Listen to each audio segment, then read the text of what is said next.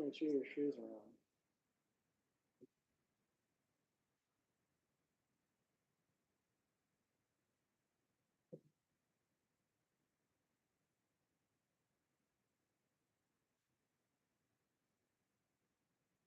I'm guessing a lot sometime between 11 and 12. You're 111. Between 11 and 12. 35, 15, 7. Nice. That's very specific. I like it. Those prices are so Yeah, good. right. $1. Okay, how come I feel? Okay, yeah. Rock Chalk, Jayhawk. Yeah. Masters. Recording in progress. Please rise as you're able for the Pledge of Allegiance. Pledge allegiance to the flag of the United States of America, and to the republic for which it stands, one nation, under God, indivisible, with liberty and justice for all.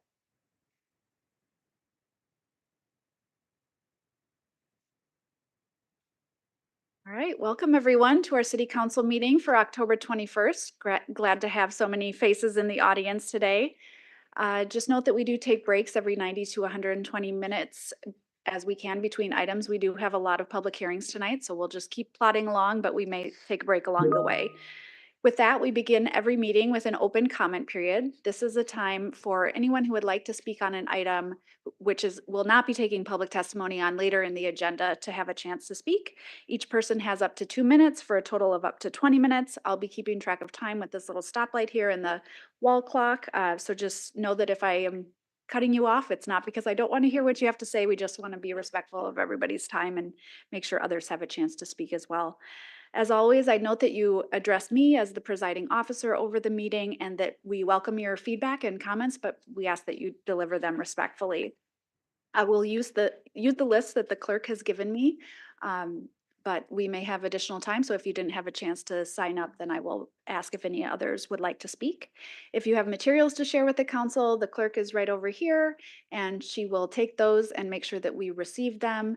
And if you would like, we don't follow up in real time with your comments, but if you'd like anyone to follow up, either from staff or council, please make sure that the clerk has your information. Just generally note that we do encourage you to speak to items that the council can specifically affect policy on. All right, so I will go ahead and start with Rachel LaForge. Please introduce yourself. You have 2 minutes, and I think you know the drill. Good evening, council members, council president.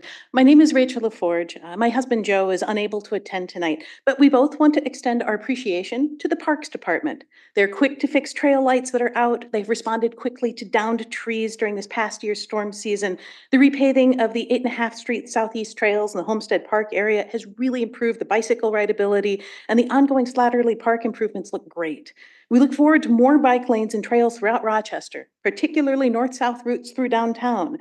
Also, we extend our appreciation to the Adaptive Recreation Department. Our son has really enjoyed the events, including swimming lessons like are going on right now. I'd also like to give a shout out to Public Works. The protected left turn at 4th Street and 11th Avenue Southeast has improved traffic flow immensely. I look forward to the roundabout near the OMC Hospital and the mini roundabout that is coming to the Center Street and 11th Avenue Northeast intersection. Perhaps both Public Works and Parks could consider converting the current traffic light at 7th Street and 11th Avenue Northeast near Silver Lake Park into a roundabout as well, as they do improve traffic flow and pedestrian safety. Thank you for all you do. You're Ms. LaForge. And that is actually, after that long introduction, that is actually all I have signed up. Are there others who would like to speak this evening? All right, well, we will close the open comment and officially call the meeting to order. Clerk Giesler, please call the roll. Councilmember Keen. Here. Councilmember Bransford. Here. Councilmember Wall. Councilmember Kirkpatrick. Here. Councilmember Palmer. Here. Councilmember Dennis. Here. Council President Carlson. Here. And Mayor Norton is absent. All right, thank you, clerk. So I will go ahead and turn it over to Administrator Zhang with your report. Go ahead. Thank you, Council President, council members, members of the public. Glad to see you here today. And we always start the city administrator's report off, although I think it got started off in open comment with thanking our teammates for acting with respect, integrity, safety, and excellence in everything they do. And I don't think that I could probably say something more than what's said in open comment for that. So I appreciate the positivity there. Also did just want to remind folks that we are now in direct balloting season for the general election. Starting last Friday, direct balloting is available at 2122 Campus Drive Southeast, Suite 300 at the county building. That's Monday through Friday, 8 to 5 p.m. There are some extended hours available on October 29th until 7 p.m., October 26th, 9 a.m. to 3 p.m., November 2nd, 9 a.m. to 3 p.m., and November 3rd from 9 a.m. to 3 p.m. So those are some weekend hours there. And then at Rochester City Hall in this building, 201 4th Street Southeast in room 104, down at the end of the building, from October 29th through November 4th, there will be direct balloting also available here. And we do have some extended hours. That's also 8 to 5. The extended hours are on October 29th, which will be until 7 p.m. On November 2nd and 3rd from 9 a.m. to 3 p.m. So again, those are some weekend hours. So just want to invite everyone to have that opportunity. Of course, you can always also vote in person on election day. And then just also wanted to share that we do have a children's concert happening on Saturday from 10:30 a.m. to 11 a.m. at the Public Library Auditorium at the Rochester Public Library. So the age group is youth ages 0 to 5 and 6 to 12 and families. So you can check that out at rpl.org or head over to the library on Saturday. And that's all I have. All right, thank you, Ms. Zelms. As we noted, the mayor is away, so we will move right on to approving the order of the agenda. Quick note that we did update over the weekend the agenda because there was a missing cover page for item F15. That's been corrected online. Council has been made aware of that, but otherwise, if there aren't any other changes, I'd invite a motion to approve. I'll move approval of the agenda. Second. Any discussion? All right, all in favor say aye. Aye. Opposed say nay. Motion carries. All right, moving on to the consent agenda. I've noted that Councilmember Dennis is pulling F13 and 26. These will be discussed under reports and recommendations. Is there anything else? All right, otherwise I'd invite a motion to approve in block items F1 through 12, 14 through 25, and 27 through 29. So moved. President Carson, I emailed that I also am pulling 19 and 20. So, thank you. Okay, those were questions. So 19, 20. Okay, so let me restate what we are approving in block. So items F1 through 12, 14 through 18, 21 through 25, and 27 through 29. So moved. Second. All right, any discussion? Councilmember King? Any other discussion? All in favor say aye. Aye. All opposed say nay. Motion carries. All right, I will make that note about 19 and 20 in my notes. All right. So we are moving on to public hearings, and I always take a moment to go through our procedure as it is sort of complicated and multi-step. So we do have 9 public hearings tonight. We will do our best to just move on through, but they're all important. And so we want to make sure that staff has a chance to provide an introduction. And then if there is an applicant, the applicant has up to 10 minutes to provide their presentation. We open the public hearing. Anyone who would like to speak on any of the items has up to 5 minutes. Of course, we encourage you to be concise, but you have up to 5 minutes. Close the public hearing. The applicant has a chance to provide a 5-minute rebuttal if they choose. And then we ask my colleagues on council to ask any questions of staff or the applicant before a motion, discussion, and vote. So we will start off with our first item, G1, which is the 2025 master fee schedule. And I believe Aaron Parrish, are you on for presenting? He will make his way up here and get started when he's ready. All right, President, members of council, good evening. Really appreciate the opportunity to be here. I'll be brief. This is an annual opportunity for you to adjust and approve your fee schedule. This is done by ordinance, so it's a multi-meeting process. So that's why it might feel like it's a little bit early in the year, but really, in essence, this is the schedule that reflects the implementation of your 2025 budget. I'd note that generally speaking, most of the items in here are straightforward and reflect previous policy discussions, such as the increases in the golf fees. They may have some policy discussion in and around parking fees. Given that this is somewhat sensitive, if you want to have further discussion on that, it'd be appropriate for you to pull that out and consider it for a future date if that's indeed something you want to do.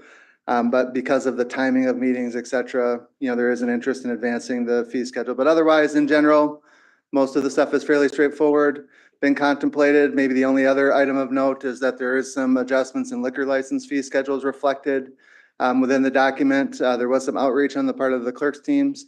But again, we do have the subject matter experts in attendance if you have specific questions. So Christiane Cartwright on the clerk's team would be able to respond to any liquor license questions. We do have Zhang in attendance for any parking related items, and certainly happy to help you out again. Otherwise, we're here to stand for any questions the council might have. All right, thank you. We will get back to staff after the public hearing. I don't have anyone signed up for G1, but would anyone like to speak on this first item related to the master fee schedule? All right, we'll close the public hearing and invite my colleagues to ask questions of staff.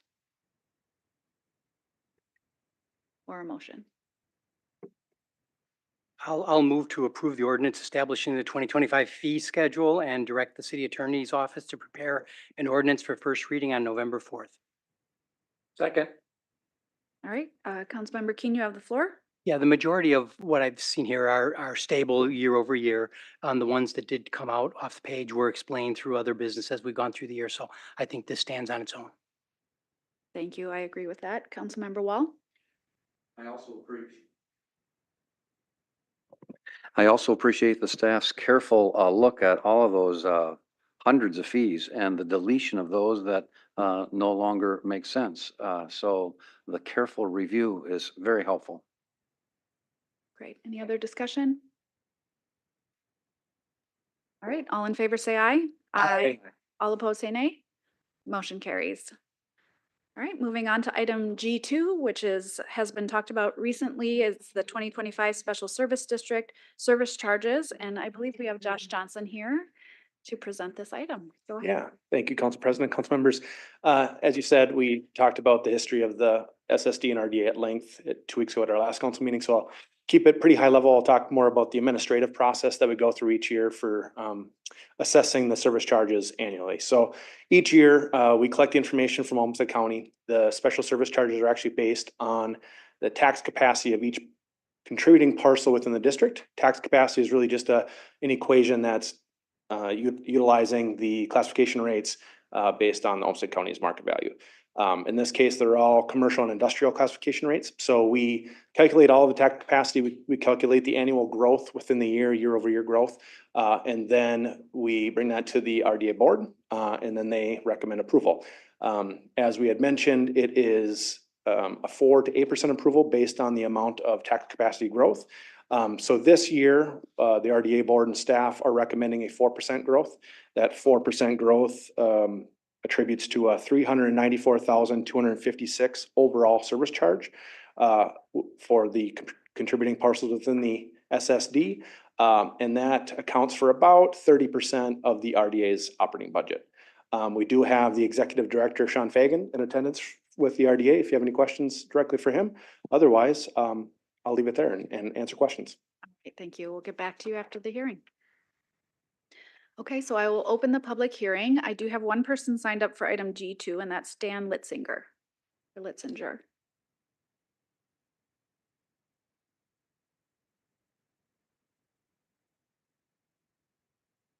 So please introduce yourself, and you have 5 minutes. Good evening, council members. My name is Dan Litzinger. I am the representative of the Riverfront Building located at 307 East Center Street, right across the street over here. For those who don't know what the building is, it's the former world headquarters of the Rochester Honkers Baseball Club, something that I was a part of for 27 years. So the purpose of my comment just tonight is just to talk about the SSD and the 4% increase. Since 2005, we've been paying our share over there with repeated increases year after year. And if you, as you can see on the map up there, thank you for putting that up there. Our building is on an island. We're in the far east corner. This little purple dot surrounded by yellow. Has there been benefits since 2005 for us that we've seen? Unfortunately, no. We've approached the city multiple times by saying, hey, we're the Rochester Honkers. We're bringing 40,000 people to Mayo Field, which is, to downtown. If you want to play a little numbers game, if anybody likes golf, think of how many people could be on a golf course for a day for a scramble. 5 people on a hole, 2 teams per team. There's like 170 people that can go through a golf course on a day. Back that over 36 states, you're looking at 16,000 people. But look at the size of the golf course compared to the size of Mayo Field. So we've been kind of like put off to the side over those years since 2005. The responses I got were, well, Dan, your building's on one side, but we had to do the boundary somewhere, and that was the river. So have we seen a benefit? No. Is the SSD something that's good? Yes. Are you going to vote for the 4%? Yes, it's going to be a slam dunk. I mean, it's going to be 4-1-5-0. It doesn't matter. I know it's going to happen. I'm just want to express my concern that we've taken the hits over and over and over again. And is there some time that this could stop or just give it a little relief? I spoke to Sean a little bit at length today, just to express some concerns and say, here's where we're at. I would like to ask for some relief if there's any possible way of getting us out of the district. I know there's a process with that. If there is, does it open up a can of worms? What do you do? But I believe it was 2015, you let one person out. Honest Paul's Bike Shop, I think he was on the edge too. We're definitely on the far edge. If the Sherman Associates property goes through, which should hopefully start in 2025, which is right next to our building, we're surrounded by yellow. And nothing really gets past downtown to come to our building. We have no renters in it right now. It is up for sale. So if you're welcome, you can purchase it across the street. And here we stand. So that's what I'm here for, is just to express, no, I don't approve of it. Yes, you're going to do it. I get it. Ask for some relief of if we can somehow maybe get out of the district, or if not, somehow stall it for us. So with that, I just want to thank you for your time. Thanks for listening. If you have any questions, I'm attainable. You can find me. All right, thank you, Mr. Thanks. Litzinger. All right, would anyone else like to speak on this item, G2, related to the Special Service District? All right, we will close the public hearing, and I guess I will just start off questions to Mr. Johnson or Mr. Fagan. I assume Mr. Litzinger has been informed of the process that he needs to go through to request removal. I have not had a conversation yet with Mr. Litzinger, but certainly will. Okay, Yep. but that window has passed for this current year. Yeah, I would have to discuss with the attorney. I'm seeing shaking head, yes. Okay, so I would just request that you would follow up with him. Yep, absolutely. Are there other questions? I think it's important to point out that it has passed for the duration of the extended special service district. You can only appeal at the beginning of the duration of the next years that it is in place per state law. Mhm. Yes, we just want to make sure that that's been clearly communicated. Right. Councilmember Dennis? So the question is so that is the, how many years now? So are we looking at this entire vote? He can't come back until That was your vote at the last meeting. Yeah, for 10 years. for 10 years. So okay, so if this goes through, he won't have a chance to come back and ask until a decade later. I just want to clarify. Is that correct? Questions? All right, thank you, Mr. Johnson. I'd invite a motion. I'll move to adopt a resolution authorizing the imposition of $394,256 in service charges within the downtown special service district for 2025. Second. All right, Councilmember Keen, you have the floor. Yeah, again, this is the second phase. We went through a lot more detail on this before. There is this view that once you get 60% of the membership, it passes, and then we will always sort of like, how do you deal with these sort of outliers? We're gonna have another one to talk about later. But again, I think this is something that's in the best interest of our city. I believe this comes in the range of close to 3% of the overall tax on a property that's in this downtown. It is noticeable, but again, it's something we have to watch out for. But at the same time, if whether the existing business is getting the benefit or whether it would be depending on the usage, we have to take that into consideration. Appreciate those comments. Other discussion? All right, I just want to thank the RDA one more time. I think this is an exciting direction you're going in, and it's really important to note that this is 30% of their budget. They are otherwise seeking additional funds and support from several different sources. So this is a really important contribution, and we're so grateful for the property owners that are contributing, but it is a braided funding model that allows them to do such good work. So thank you. Any other discussion? Councilmember Dennis? Yeah, so during the study session, I gave my praise of RDA and what you have done to help with downtown, the revitalization and all of the platitudes that we have talked about on council, how we are really trying to make sure that we have a vibrant place for businesses. So, we look at this situation and some compare it to like, people who don't have kids, right? Should they still pay for education? Well, of course you should still pay for education for kids, right? You should invest in our community, even if you don't necessarily benefit. You're reaping some, people some benefit, right? But this is a different situation. We want to make sure that businesses have an incentive to come downtown, and so I guess I'm going to vote for the RDA. I'm going to vote for this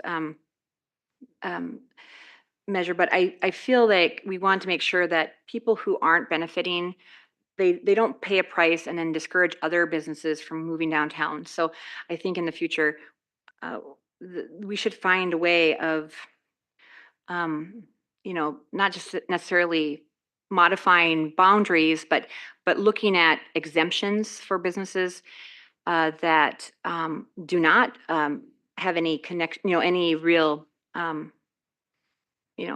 benefit from this tax, because this is not like a citywide community tax. This is this particular area. So I have a lot of empathy for businesses that are forced to pay extra in a struggling world, and I think there must be a way of finding a happy medium so that people will want to still come and bring their wonderful expertise downtown, but not be punished if it doesn't necessarily fall into the benefits of RDA. So I just want to put that 2 cents in. I'm going to vote for it because I know the benefit that it does cause so many businesses I've talked to, and but I do feel that this is not like other taxes. This is a tax that I think if your business is something that, like we just heard, or like say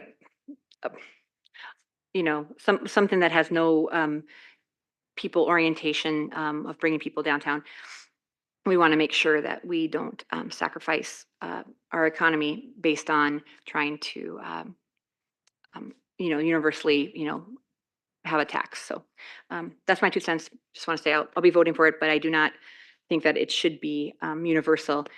We should take into account the type of businesses that are affected.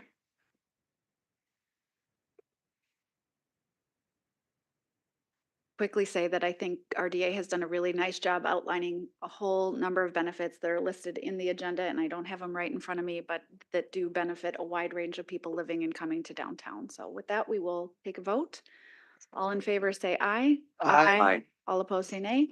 Motion carried. All right, moving on to G3. Thank you, RDA team, which is the annual Rural Service District Review, and we have Jace Pater. Go ahead, Mr. Pater, when you're ready.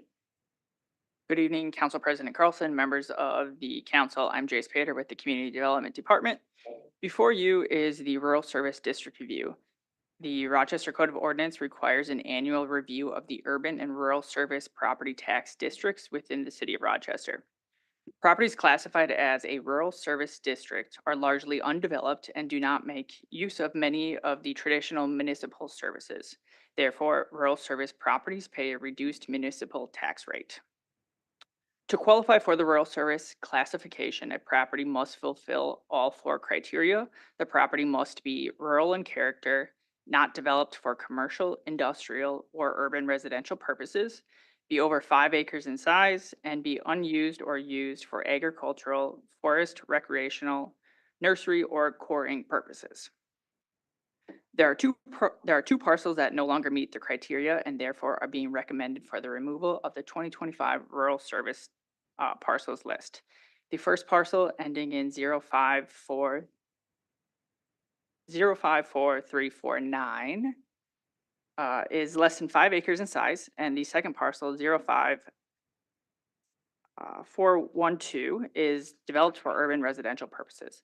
The Community Development Department is recommending approval of the 2025 rural service parcels list. The Planning Commission recommended the removal of these 2 parcels, and I'm available to answer questions. All right, we will do the public hearing and get back to you, Mr. Pater. Thank you. All right, we'll open the public hearing. I don't have anyone signed up for item G3, the annual rural service district review. That's a tough one to say. Are there any audience members who would like to speak? All right, we'll close the public hearing. Are there questions for staff? Councilmember Keen. Yeah, I'd just like to be aware, before we get into this, have the property owners been made aware of these discussions and had a chance to discuss it with community development? Correct. The property owners have been notified of both the Planning Commission meeting and the public hearing at tonight's meeting. Thank you. Any other questions? Motion? I'll move to adopt a resolution approving the community development proposed changes to the rural service district by removing 2 parcels that no longer meet the required criteria. Second. All right, Councilmember Keen, you have the floor. No, this is good kind of yearly bookkeeping, and I'm glad to see it going on. Yeah. Anyone else? All in favor, say aye. Aye. Aye. Opposed, say nay. Motion carries. All right, we're moving on to item G4, which is the final plat, number CD 2024-028 plat by Commercial Property Management to be known as Woodcrest Edition. We have Desmond McGee here. Mr. McGee. Thank you, President Carlson, members of the council. Good evening, Desmond McGee, Community Development. This is a final plat application for Woodcrest Edition, which is a 3.15 acre subdivision located at the southeast corner of 15th Street Southeast and 24th Street Southeast. There's been development on all sides. There's single family to the north, east, and south, and then there's a mobile home park off to the west. So we have provided 3 conditions of approval, and we're recommending approval of this application. I'd be happy to answer any questions. All right, we will get back to you. All right. Thank you. Would the applicant or representative of the applicant like to speak? Welcome, Mr. Welch. Please introduce yourself. You have 10 minutes. Yes, Mark Welch of G Cubed Engineering and 14070 Highway 52 Southeast Chatfield, Minnesota. We're agreeable to the 3 conditions, have most of those been addressed already, so we're ready to move forward with the final plat recording. We did have the Boulevard Tree Agreement that I know has been pulled, and if there was any questions about that, I'm here to answer anything we can on that. Okay, thank you. All right, we'll get back to you. Thank you. I'll open the public hearing, and would anyone like to speak on item G4? I believe I have one person, Rob Sanborn. There, Rob Sanborn, welcome. Come on up. Please introduce. I just wanted to make sure the developer is aware of, I think I'm under the understanding there's a number of septic systems on that property. Okay. And I was wondering, that yellow rec triangles is his project, right? On the map I'm looking at. Yeah. And he has a couple of retention ponds on there. Where does that water go after the retention ponds? And I know there's a pond off to the right already, existing pond. Mhm. And then there's a number of pieces of debris on the back of that property. And my property abuts to it on the west and the south. That's all I had. Well, thank you. Yep. Anyone else like to speak on this item, G4? All right, we will welcome Mr. Welch back up here. The gentleman just left, but we'll make sure that he gets that information in Sure. response to his Yep. questions. And we'd sent out letters to all the neighbors to make them aware of the project and information on that. But the infiltration basins, if there was an overtopping, it would actually go out to 24th Avenue. So there's a ditch along 24th Avenue that's down a drain continuously down to the south. So it isn't directing water to the adjacent neighbors to the south. And the ponds? They're infiltration basins, ponds, Okay, yes. okay, Yeah, got it. They're dry, so not wet. Okay. Any other questions for Mr. Welch? The septic is. The septic Oh, system? so there was some development, there's a lot of unknown history because that property's been sitting vacant for 40-some years or so. Mhm. We found some, one pipe coming up. There was an environmental review of phase 1 done in. And as soon as they get into the grading, that'll be the first thing we'll look to see what's been there. But we have to take all the material out of there and then replace it back in for the building pads. So if there is a septic tank in there, we follow the procedures that are required, which is usually checking if there's anything that needs to be pumped out, and then crushing and filling them back in. If it's in the building footprint area, we'd take it out, engineer it back in, so. Okay, so assume the final plat has taken what you know into consideration. Yes, Okay. yes, yep. All right, any other questions? Councilmember Keen? Yeah, this is actually for Desmond. Just to make sure, as stormwater management have a plan approval of this final plat? I believe it has at this point, yeah. September. 18th. Okay, thank you. All right, is there a motion? I'll move to adopt a resolution approving the final plat for CD 2024-028 plat by Commercial Property Management to be known as Woodcrest Edition with 3 conditions for the subdivision of 3.15 acres into 8 residential lots. Second. All right, Councilmember Keen? No, nothing to add. Anything else? Councilmember Kirkpatrick?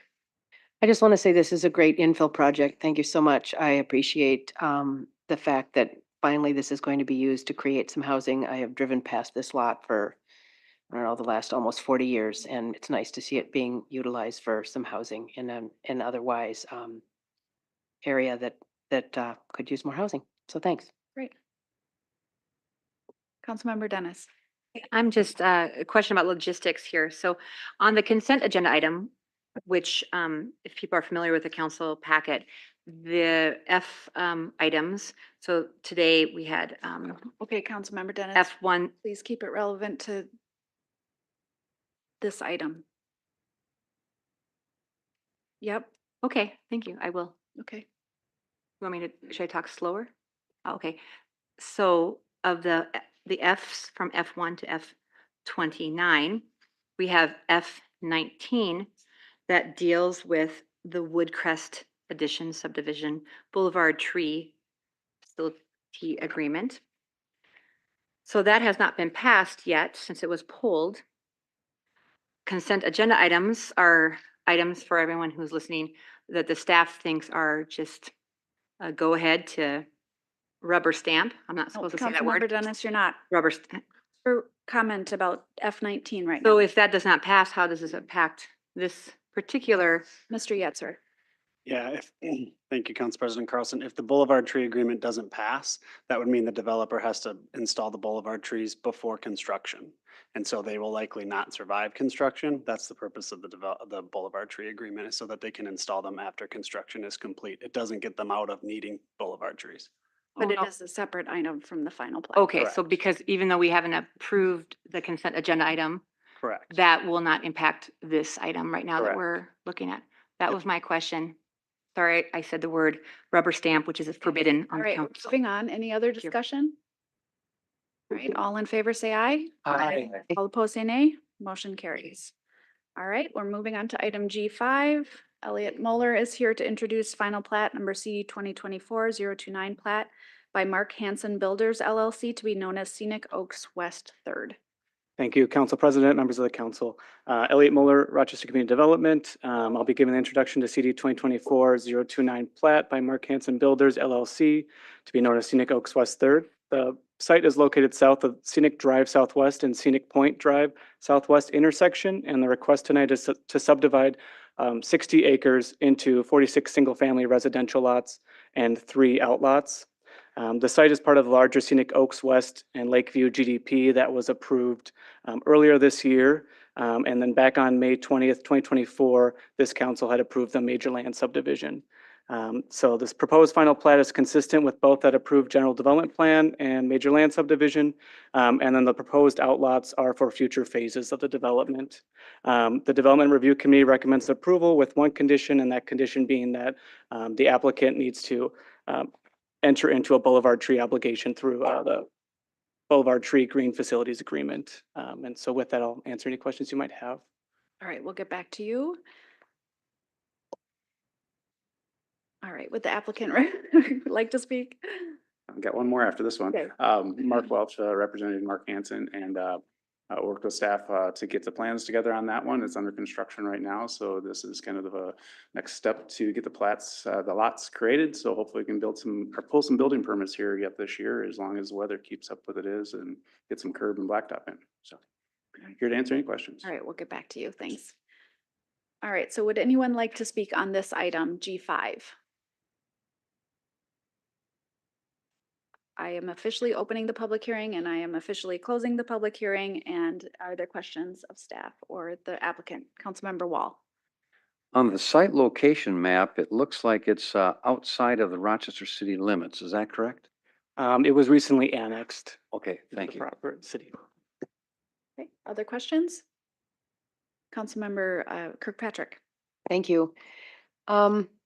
Previously, when this came to us, I recall being told that there would be no clear cutting of the trees. Was clear cutting of the trees done?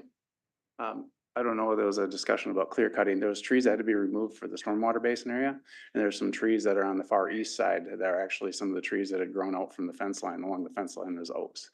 But we've saved as many of the trees that we possibly could of high quality. There was also trees that were part of a tree farm.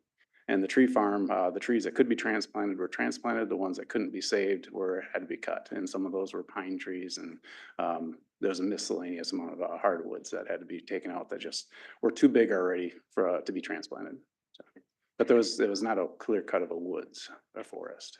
Okay, thank you. And then also at the previous meeting, I believe it was stated that no dynamite was used, but a few residents have come to me and said that dynamite was actually used to do some excavation? We would have been clear that there was going to be dynamite required because we've had to do dynamite from Scenic Oaks 1st through 10th and Scenic Oaks West 1st through 3rd. It's all rock out there. So we would have never told anybody that there would be no dynamite. Okay. Thank you. Okay, any other questions? Councilmember Keen? Yeah, I've been, I know you're doing some land alteration work now in preparation for final plat. And there's been some concerns with the impacts to, is there something about this that is more disruptive to neighbors, or is it just bad wind velocities? And do you have any insights? Less than 2 inches of rain since August. That is the problem. We are struggling with it.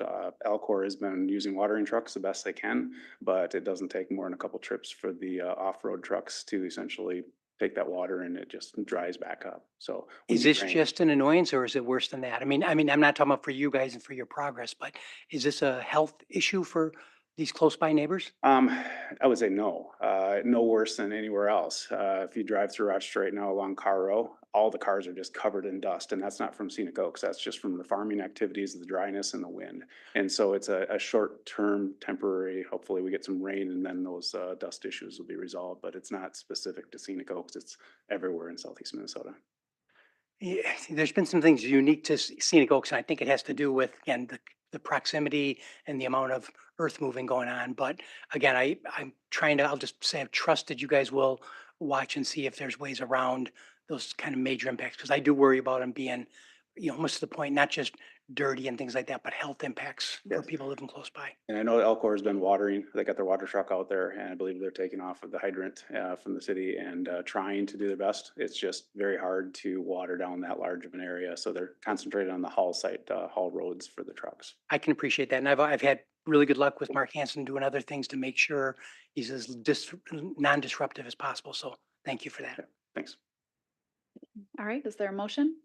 I'll move to adopt a resolution approving the final plat for CD 2024-029 plat by Mark Hansen Builders LLC to be known as Scenic Oaks West 3rd, with one condition for the subdivision of 60.06 acres into 46 residential lots and 3 outlots. Second. All right, Councilmember Keen?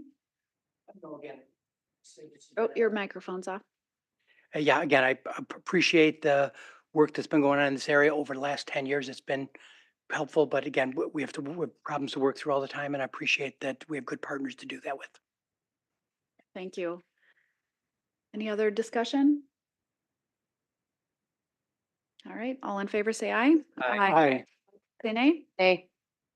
Motion carries 6-1. Councilmember Kirkpatrick voting nay. All right, moving on to item G6, which is the final plat number CD 2024-030 plat by Noble Development LLC to be known as Highland Hills Townhomes.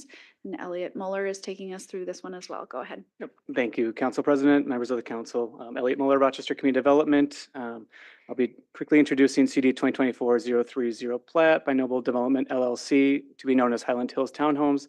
The site's located 100 feet east of the intersection of 55th Avenue Northwest and Queens Drive Northwest.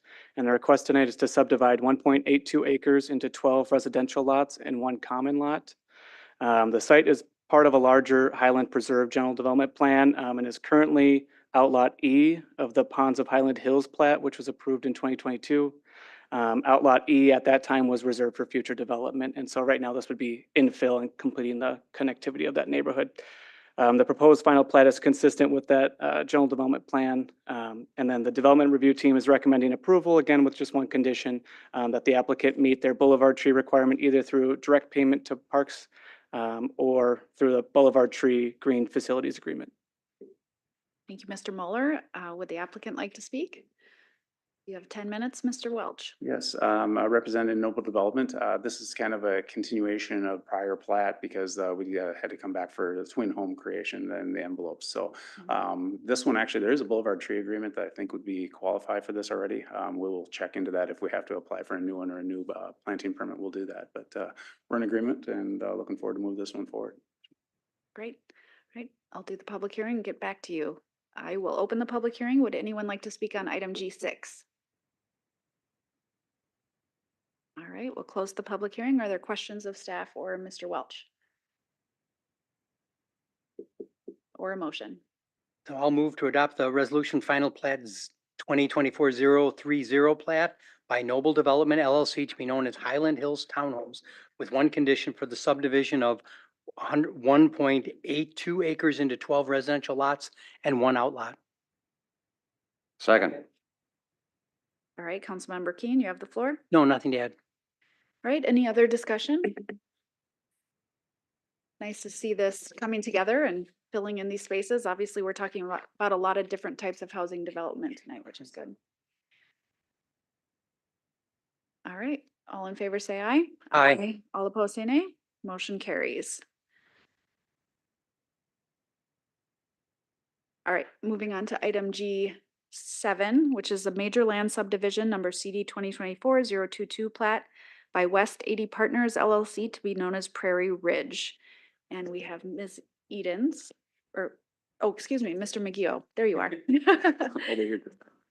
Thank you, President Carlson, members of the council, Desmond McGill, Community Development. This is an application for a major land subdivision, also known as a preliminary plat of 75 acres located at the southwest corner of Valley High and 50th Avenue Northwest. The north 26 acres is zoned R3, which is multifamily, and the south 45 acres is zoned R2, which is low-density residential small lot. We have 3 parcels for future multifamily development on that north end. We also have 250 townhouse lots and 51 single-family lots. General development plan was approved in July of this year, and City Council approved the economic vitality funding contribution for the project in July as well. This is consistent with the GDP and the zoning, and staff is recommending approval subject to 7 conditions. And the Planning and Zoning Commission unanimously recommended this as well. So I'd be happy to answer any questions. Thanks, we'll get back to you. I would invite the applicant up. Welcome, please introduce yourself and you have 10 minutes. Council President, members of the council, I'm Jeff Brown, North Rock Real Estate. I'm representing West 80 Partners here tonight. We agree to the conditions for the preliminary plat, and if you have any questions, be happy to answer them. All right, thank you, Mr. Brown. I'll open the public hearing, and I do have a Rick Cordy signed up.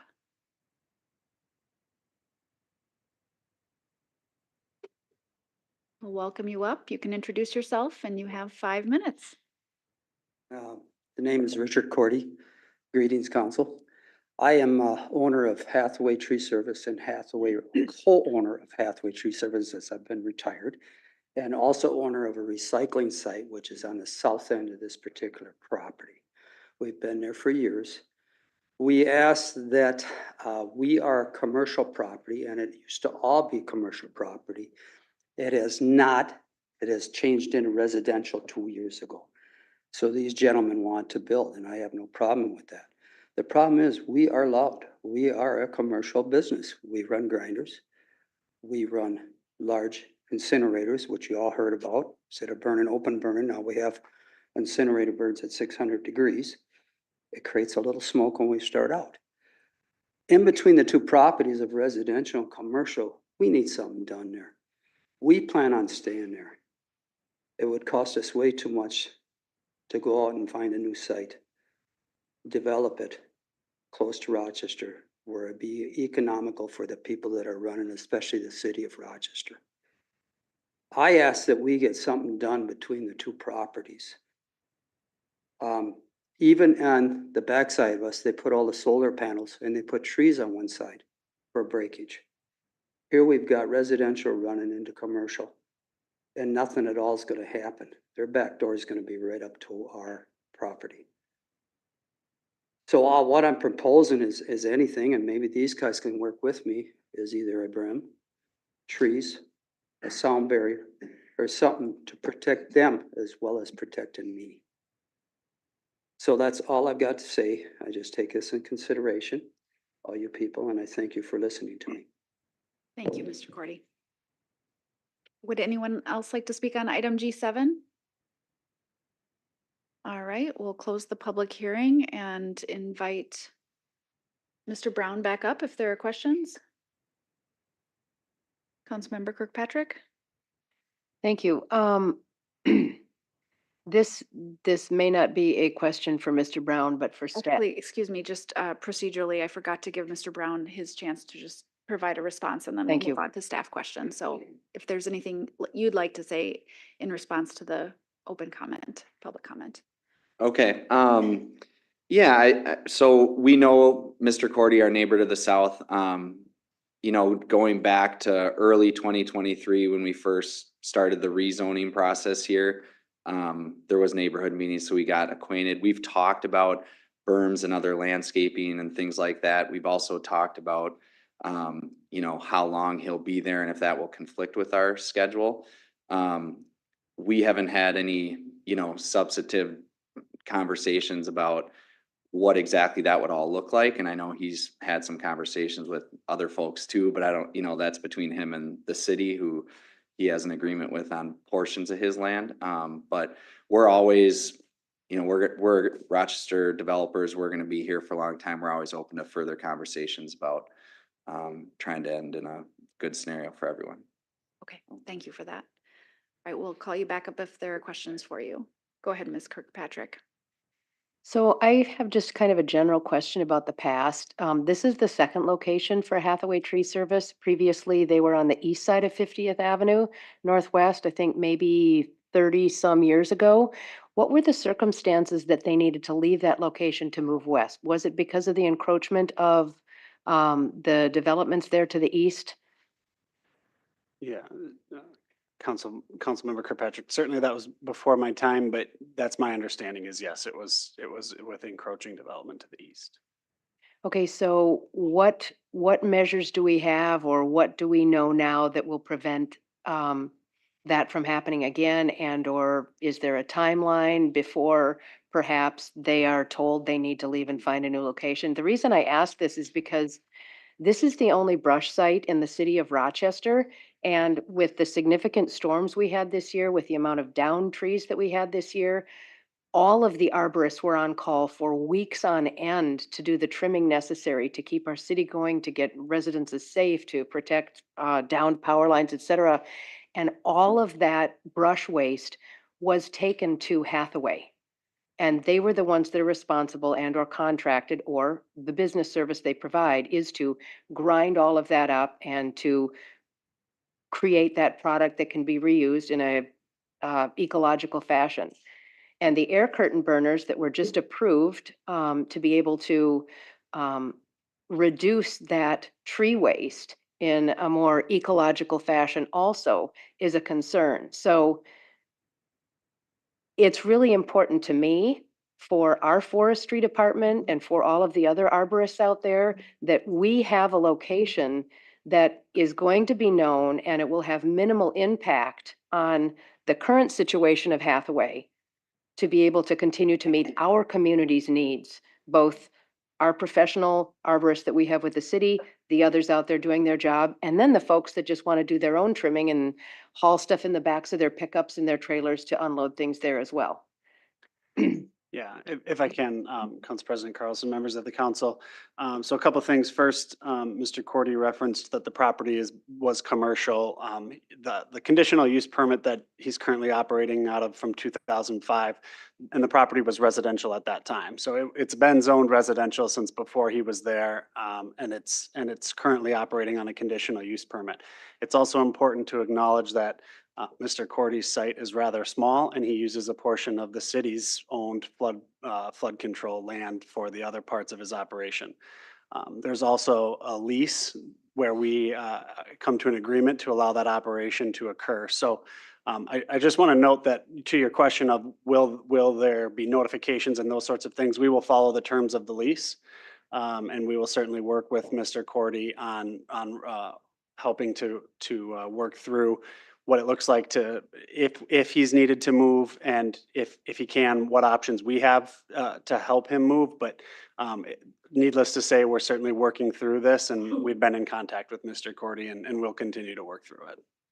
Thank you. All right, any other questions? Councilmember Keen?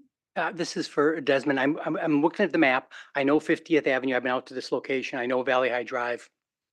These seem to show these property lines between the Hathaway and the property in question, the zoning we're working on right now, or the thing we're working on. Is there a planned street in there over time, or what is the longer term view? Yeah, thank you. Good question. At the present time, no, there is no street proposed for that alignment running east to west at the south end of their project. Right now, 50th Avenue Northwest comes to a dead end at our drainage facility, and I would have to defer to Public Works. I don't know if there's any intent to put that through at this time. Yeah. Any comments you make could be helpful. Council President, members of the council, the project in front of you tonight actually has the east-west collector that would go in with that project, and we have plans to then extend it to the edge of the city parcel beyond their project, kind of through the corner of the solar farm site. We've been working with RPU and the solar farm lease, and that's identified on the long-range transportation plan. There's nothing south of this that gets you into the reservoir area. It's really through this development, whereas it's been identified, as well as future development to the east of this. I guess I was just trying to make sure I understood that there's access to this new residential community off of 50th Avenue. I didn't know if over time there was going to be an east-west road running between on that property line, and there's no plan for such a thing. As Public Works has indicated, there will not be a road at the south end. There is a collector road that was proposed to run through this development, and then it trails off to the southwest corner of the project. Okay, thank you. Councilmember Wall? Is this questions or commentary? Questions? No. Okay. Councilmember Dennis? So I guess maybe I just want to just clarify. So there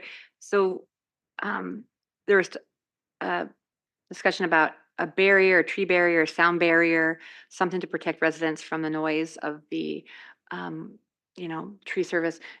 Has that been brought up or anything proposed for the developer to install some kind of protection from residents for, just more peaceful living with the different zoning worlds close by? Yeah, so I can take that one. So again, I would just reiterate that we're in discussions with that and that's really a separate conversation from this subdivision. Okay, so this is not part of this vote at all, of whether or not there's going to be Correct. sound barriers. Okay, Correct. thank you. All right. A motion? I'll make a motion. Make a motion to approve adopting a resolution approving major land subdivision number CD 2024-022 plot by West 80 Partners. Second. And I'll add that there is 7 conditions. Assume that was, okay. All right, Councilmember Palmer, you have the floor. No, I'm happy with what we're doing on here today. Thank you. All right, other discussion? Councilmember Wall? This is the third time that I've heard some version of Mr. Cordy's story, and he's been very honorable and he's very concerned for his business. I really appreciate that. I also appreciate that Mr. Brown, representing West 80, is also very cognizant of the problem. And it seems like the discussions have been very congenial. So I hope that we can continue in that regard. Frankly, I'm glad that all of us are here because the night of the neighborhood information meeting, a storm went through, sirens went off. And as it happens, Mr. Brown's wife called while we were there that a tree had snapped in their front yard. And there we had Hathaway Tree Service right there, ready to do business. But I have found all parties for this development to be really good working partners. I trust that something with the city's help will be able to solve the problems. And I just want to, I called on Ms. Edens because this has involved a lot of hard work on her end as well to make sure that our economic vitality investment is going to this development. While it might not be considered affordable, it is certainly creating more different types of housing that are needed in our community. Any other comments? All right, all in favor say aye. Aye. Opposed say nay. Motion carries. All right, so items G8 and G9 are both annexation petitions, and we are going to introduce them together, do the public hearing together, and then we will require 2 separate motions. So I will ask Jace Pater to walk us through both items related to CD 2024-004 Annex and CD 2024-005 Annex. Good evening, Council President Carlson and members of the council. Jace Pater with Community Development. Before you are 2 annexation applications, CD 2024-004 annexation. In your agenda packet and on the screen, it says the applicant is the city of Rochester. The applicant for this annexation is actually Olmsted County. And then CD 2024-005 annexation, the applicant is the city of Rochester. So these are annexations for a total, amongst the 2 of them, is 87.74 acres of land into the city of Rochester. CD 2024-004 ANX consists of 36.84 acres, and CD 2024-005 ANX is 49.90 acres. The parcels are located south of Wheelock Drive Northwest and north of Silver Creek Road Northeast. And there are 2 additional parcels east of East Circle Drive on Mayoral Road, south of Century High School there. These parcels are made up of county right-of-way, which is predominantly East Circle Drive, Corey Hill Park, and a stormwater retention pond. Olmsted County and the city of Rochester collaborated to bring these applications together to fill a pocket of township parcels that have remained outside of city limits as developments progressed around them. The annexation of these parcels would fill that township pocket. With this annexation, we recommend the land be zoned as the UDC default zoning district for annexations, which is R2. There are no proposed developments associated with these annexations, and I am available to answer questions. All right, thank you, Mr. Pater. So we are the Even though Olmsted's the applicant, we are presenting and they won't be presenting. That is correct. Okay. All right, so I'll open the public hearing. Would anyone like to speak on items G8 or G9 related to the annexation?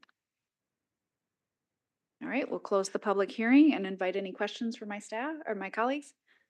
Councilmember Keen? Yeah, just, there's some residents who, when they see land that is currently in parks and they see it coming into the city and being zoned residential, they get fearful that we're about to start developing in city parks. I don't think there's a zoning thing for parks, and I think it's fairly common that we have residential zoning in parks, but is there anything we can say or do in a public meeting to guarantee that these properties, as they come into the city, will remain parkland? That is correct, that, a majority of our parks are zoned residential, and we do not have a parks zoning district. So at this time, we don't have any proposal that would redevelop this site to be anything other than a park or Quarry Hill Park. Very good. And that's how I understand it too. I just didn't know if there was anything I could do in these meetings to put people to rest, because there is some consternation when they see it being zoned R2. But again, I'll just state it that there is no plans to do any sort of residential development in these properties. All right, Councilmember Kirkpatrick, then Palmer. Thank you. Is this annexation going to change any of the current agricultural usage that is happening on these properties or CRP land? It would not. It would just be simply bringing them into the city of Rochester. Okay, thank you. Councilmember Palmer. Kind of following up with Mr. Keen's question, is there a reason not to have a parkland zoning district?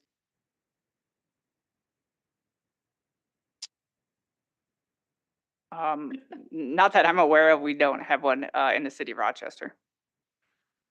So, Mr. Yetzer, I'm going to ask you, how would we go about doing that? Is that a CIA? Is that a? Yep, that would probably be a CIA. And we would do that for all the, if we wanted to do it for all the parkland is now dedicated as parkland? I'm looking for some difficulty why we wouldn't do it. Yeah, so traditionally, we have just used our lowest intensity residential zoning district for our parks. That's just how Rochester has done it. That some cities have a park zoning district, some do it in the lowest intensity zoning district that you have.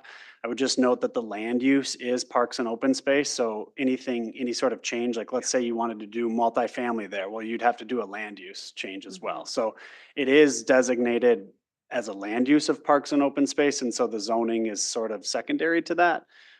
It would be a significant undertaking to add a parks zoning district. That might sound simple in concept, but you're talking about amending a 300-page zoning ordinance and recognizing that throughout the zoning ordinance. So there would be a significant time commitment to doing that, when in reality, there's significant process to developing any of those. And in fact, I believe, I'd have to go and look through the records, but I believe when this resident was asked this question originally, our team located a resolution that when we received this land from, I believe, the state, maybe Parks would have to check me on that we were committed to using it as a parks and open space. So we would have to go through the state probably to do anything with this land. There's your assurance. Thank you. Yeah.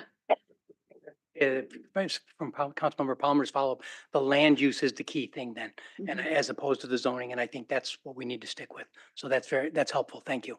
Right. Any other questions? Councilmember Dennis? Okay, thank you. So everyone in this audience, I believe, has access to the council packet, because you can go to the Rochester website and see what we are looking at here on the dais. But people in the community do not have access necessarily, unless they go through an incredible process of data pulling, to have access to what emails we have. And last week, there was an email sent by one of the county commissioners with some concerns about this issue. Myself and Councilmember Palmer were not included on that email. A point of order. Councilmember Keen has the floor. Yeah, we're doing an annexation thing right now. I am not familiar with any email discussions going on that has to do with this specific annexation petition. So I don't think this is relevant and should not be continued under this agenda item. Do you have a question specific to this annexation? Well, I wanted to bring up this, the transparency. So I just would like if not in this specific motion, I would like the staff to be able to speak on behalf of that. Member Dennis, it's not germane. Let's move on. All right, is there a motion for this item G8? I'll make a motion for G8, a two-part motion approving the annexation by ordinance of CD 2024-004 ANX by the city, or I should say by the county, to incorporate approximately 36.8 acres into the city limits. And part two, direct the city attorney to prepare the ordinance for first reading. Second. All right, Councilmember Keen, you have the floor. Yeah, can I just validate, did I do that right? That it is the county, I should have said the county. That is So then I should say Olmsted County. Olmsted County, Councilmember Palmer, I assume you, Correct. okay. Yeah. All right, Yeah, no, I went to the neighborhood information meeting on this. I think this is, again, a good thing to get behind us and having our correcting our records. Thank you. agreed. Seems like a cleanup item.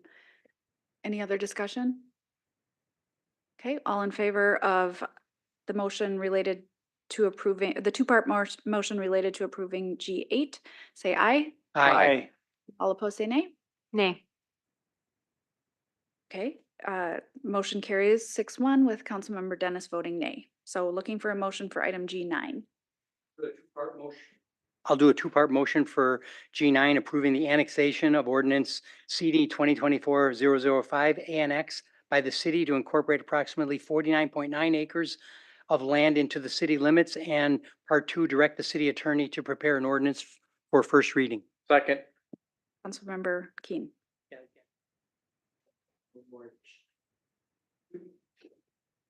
It's good to be doing these together and doing them efficiently. Any other discussion? All in favor, say aye. Aye. All opposed, say nay. Nay. Motion carries 6-1 with Councilmember Dennis voting nay. All right, we made it through our public hearings. Good work, everyone. Thank you. All right, well, moving on to reports and recommendations. We have item H1, which is the objection by property owner to the inclusion of the property located at 620 First Avenue Southwest in the Downtown Service Special District. So this item was mentioned earlier, but go ahead, Mr. Johnson, with your introduction. Thank you, President, council members. Yeah, so here we're bringing back the objection of the property owner located at 620 First Avenue Southwest. I do want to acknowledge that I believe Mr. Matson's also in the audience today. Also just want to acknowledge that all of my conversations with him have been very pleasant, not for that to sway your decision, but it hasn't been a contentious relationship whatsoever. So I appreciate that fact. So the basis of the objection is really, the underlying condition is, does the landowner's property nor its use benefit from the proposed special service district? The RCA do have some of the items that the special service district adds to our downtown. We talked about that at length 2 weeks ago, but it's programming, activation, cleanliness, safety, events, marketing, and so forth. I also just wanted to, I jotted down 5 points of consideration, just maybe help with the decision-making when we're looking at this property. Also want to acknowledge that we need to consider, or it's important to consider this as a property as a whole and not at its specific current use and time. So some of the conditions that I just want to have the board think about is, one, equitable contribution. So all the businesses benefit from the enhanced services improvements provided by the SSD. Allowing exemptions could lead to an unfair distribution of costs, placing a heavier burden on other businesses that participate in the SSD. The SSD is a community investment. The funds generated by the SSD support essential services like maintenance, marketing, events that enhance our entire district. Exempting one business may undermine the collective investment made by others within that community. We do expect and have high expectations for maintaining our standards of downtown. The SSD has a focus on cleanliness, safety, and aesthetic improvements. If certain businesses are exempt, it could result in uneven standards and affect the overall appeal and character of the area. We also encourage participation. So when all businesses contribute, it fosters a sense of community and shared responsibility. Exemptions could discourage collaboration and participation among other current properties that support the SSD.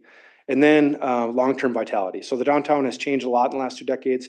We expect it to continue to evolve over the next 10 years of the special service district. So I would just suggest we think about the long-term investments in these pocket areas of downtown. I'd consider this south area, you know, a pocket neighborhood of the downtown and how it will develop long-term. So with that, I will hold for any questions. Thank you. Thank you. Are there questions for Mr. Johnson? Councilmember Palmer? My understanding is that this goes with the land. And the use is obviously, I could see the point that they don't get much benefit from this. Is there a way for us to exempt it till it changes use? That would be difficult because of the statutory requirement. I mean, we'd be going against what the criteria are for parcels that pay into the special service district, this being a commercial, 3A is the classification. So all 3A non-exempt parcels, which, not to get too confusing, but you can't be 3A and be exempt, pay into the special service district. So we'd making a very, very small loophole for one parcel. Or the other option we have is to exclude him. And since he's surrounded by the University of Minnesota's land and he's got the old YMCA site across, which is exempted because it's residential. And he's south of 6th Street, you could make that case that that property doesn't really benefit much. Why am I, well, can you tell me why that's not an idea? Once again, I think it goes to the long-term vision. You know, UMR is currently the landholder, they're exempt, it's vacant land. They're doing a college master plan. We don't know what that's necessarily going to look like in the next 5 or 10 years. YMCA, there has been a covenant or a legislative change in 2023 to allow the potential for residential. We haven't done that yet, but that's not like a forever non-option.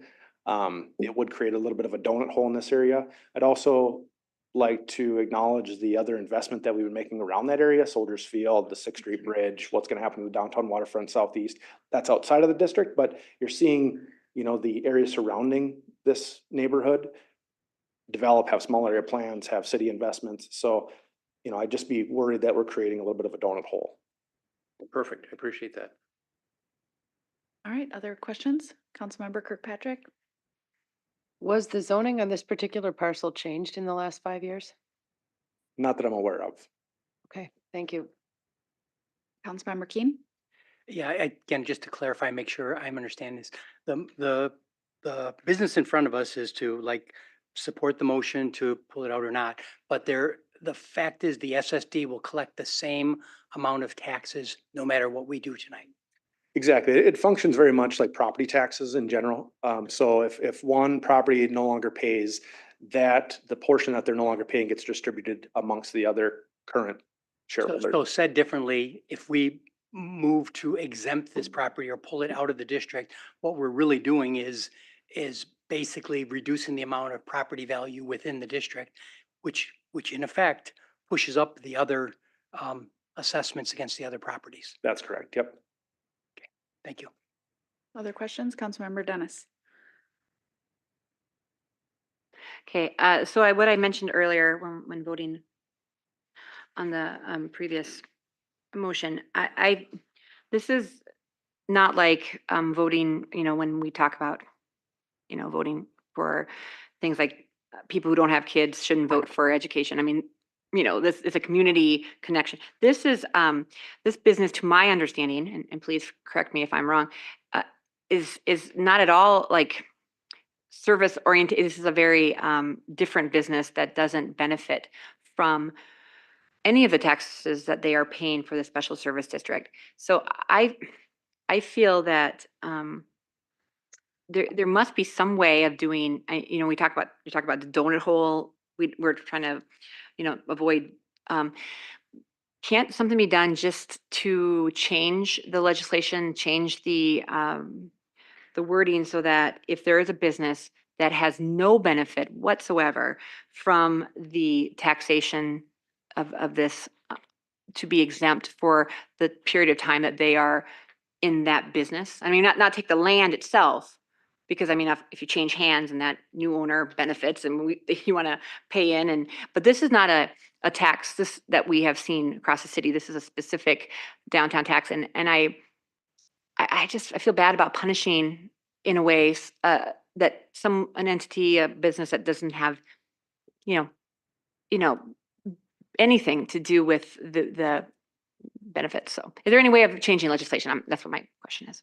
Well, we can't change state legislation without actually changing state legislation. We can adopt our own policy and exemptions. And I've been trying to avoid the term slippery slope, but I'm gonna use it anyway. I think if we carve out exemptions, property that's currently vacant, that's in the next 3 years potentially gonna develop, they ask for a exemption for 3 years while they develop it and sell it, and then the new owner takes on that. And I think we're moving away from the spirit of what a special service district is. I also just acknowledge or say that, when we did the renewal, we had 61+% of downtown tax capacity, shareholders, I'll just say, support the district. So there has been overwhelming support. I'll just leave it there. I don't know if. Council President Carlson, if I could also, thank you, if I could also add to that, it's important to understand that the use here can change, right? He has a current tenant that doesn't feel like he's getting value from being in the district, but the tenant could change and could feel like could potentially benefit more than what the current tenant feels like they're getting from the special service district. And just want to reiterate what Mr. Johnson said, it's not just, it's a number of things. It's the safety, it's the marketing, the branding, it's the promotion, the energy that's happening, the investment that's happening down there.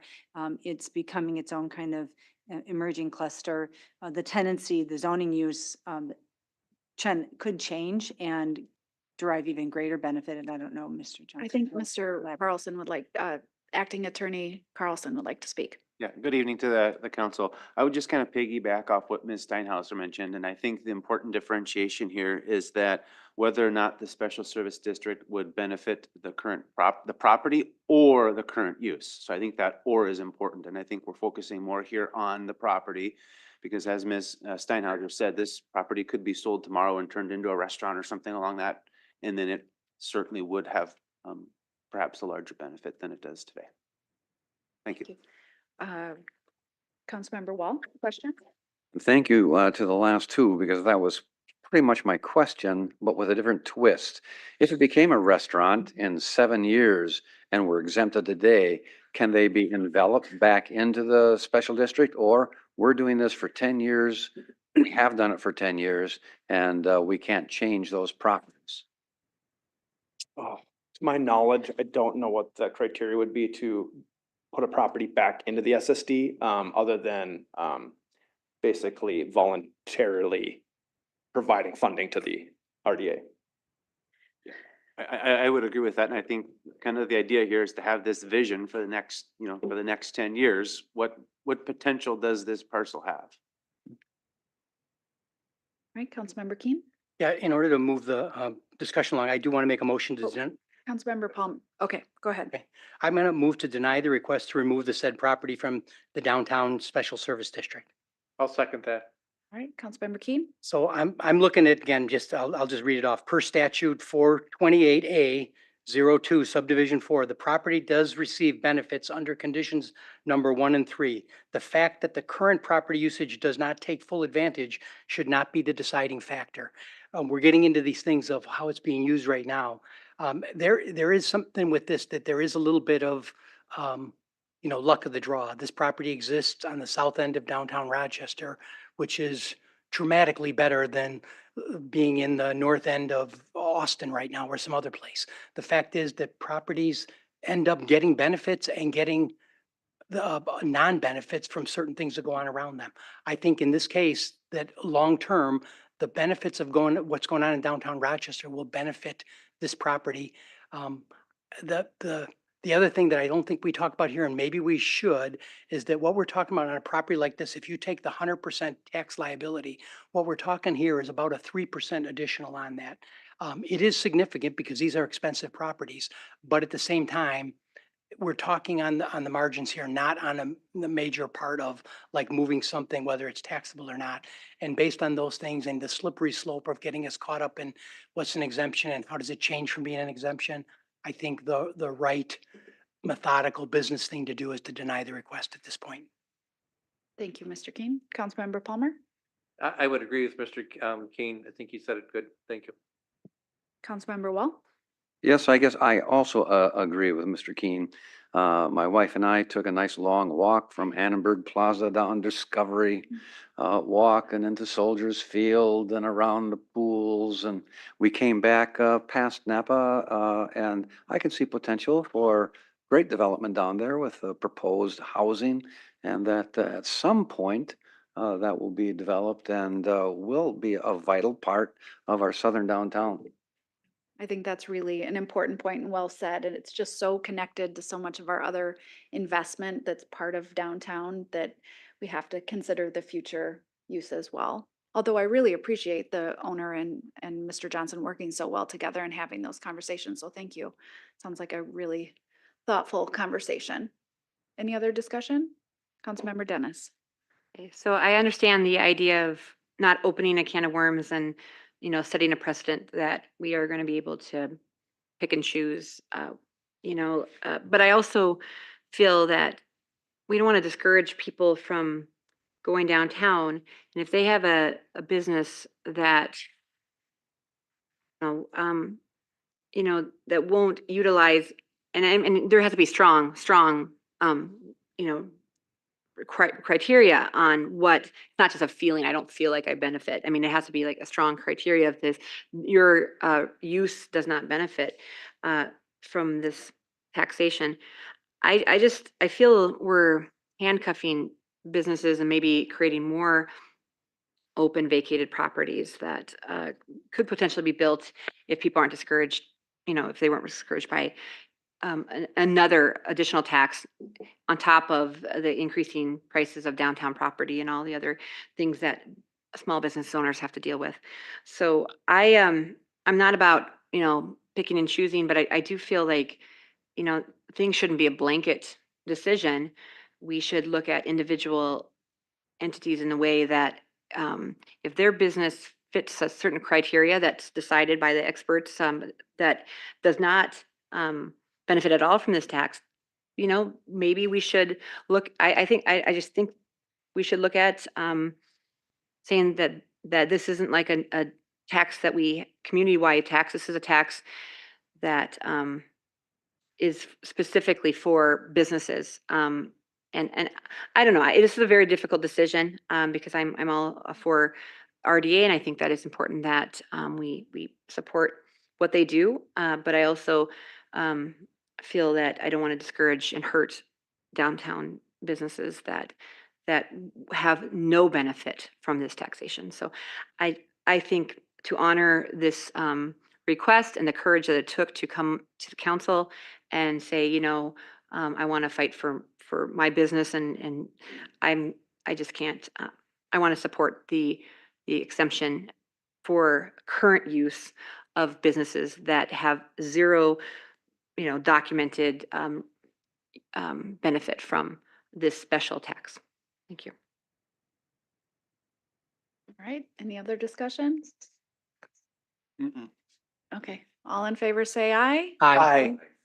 All opposed say nay. All right, motion carries 6-1 with Councilmember Dennis voting nay. All right, we will move on to H2, and we will take a break after this item. This is the third amendment to declaration of land use restrictive covenants for low-income housing credits for Homestead Village. We had this item last meeting. We'd asked for staff to work with the owner to come back with an amended idea. So appreciate you being back here tonight with us, Ms. Edens, and go ahead when you're ready. Thank you, President Carlson. Thank you, members of the council, for having me this evening. I think you're fairly familiar, but I'll quickly summarize this item before you once more. I'm here to bring forth Homestead Village, which is a rental community of 102 units. And since it received low-income housing tax credits, it's therefore required to rent all units to households earning 60% of the area median income. I'll now refer to that as AMI. I apologize, I'll use AMI a lot. Due to a vacancy of 30 units, and a vacancy of about 10% for the last 7 years, ownership is asking to consider changing the regulations to rent 25% of the unit, which is 26 units, to be specifically split them in half. So 13 of those units can be rented to households earning 80% AMI below, and the other 13 be affordable to households earning 100% AMI and below. Note that the rents will still be required to be affordable to households earning 60% AMI and below. So they won't change the rents. They have to remain at that cap, but it gives them flexibility in the households that they can rent to or qualify for. As a reminder, this is a unique situation in which the city has the authority to consider this request. We don't typically get this because they are authorized through the state. So this is a unique one, and we are really just here to facilitate that request. So keep that in mind. In your packet, you did receive a memo from ownership that they wanted to share some points to be made. To quickly summarize maybe 4 of those points, I would just remind you that this community is made up of 2 and 3 bedroom units. So they are very large. That does create some opportunity to bring in additional income earners in the household. So they do come into situations where households are just over that limit. And they provided some examples in there. Most of the households residing at that community do earn below 30% of the AMI.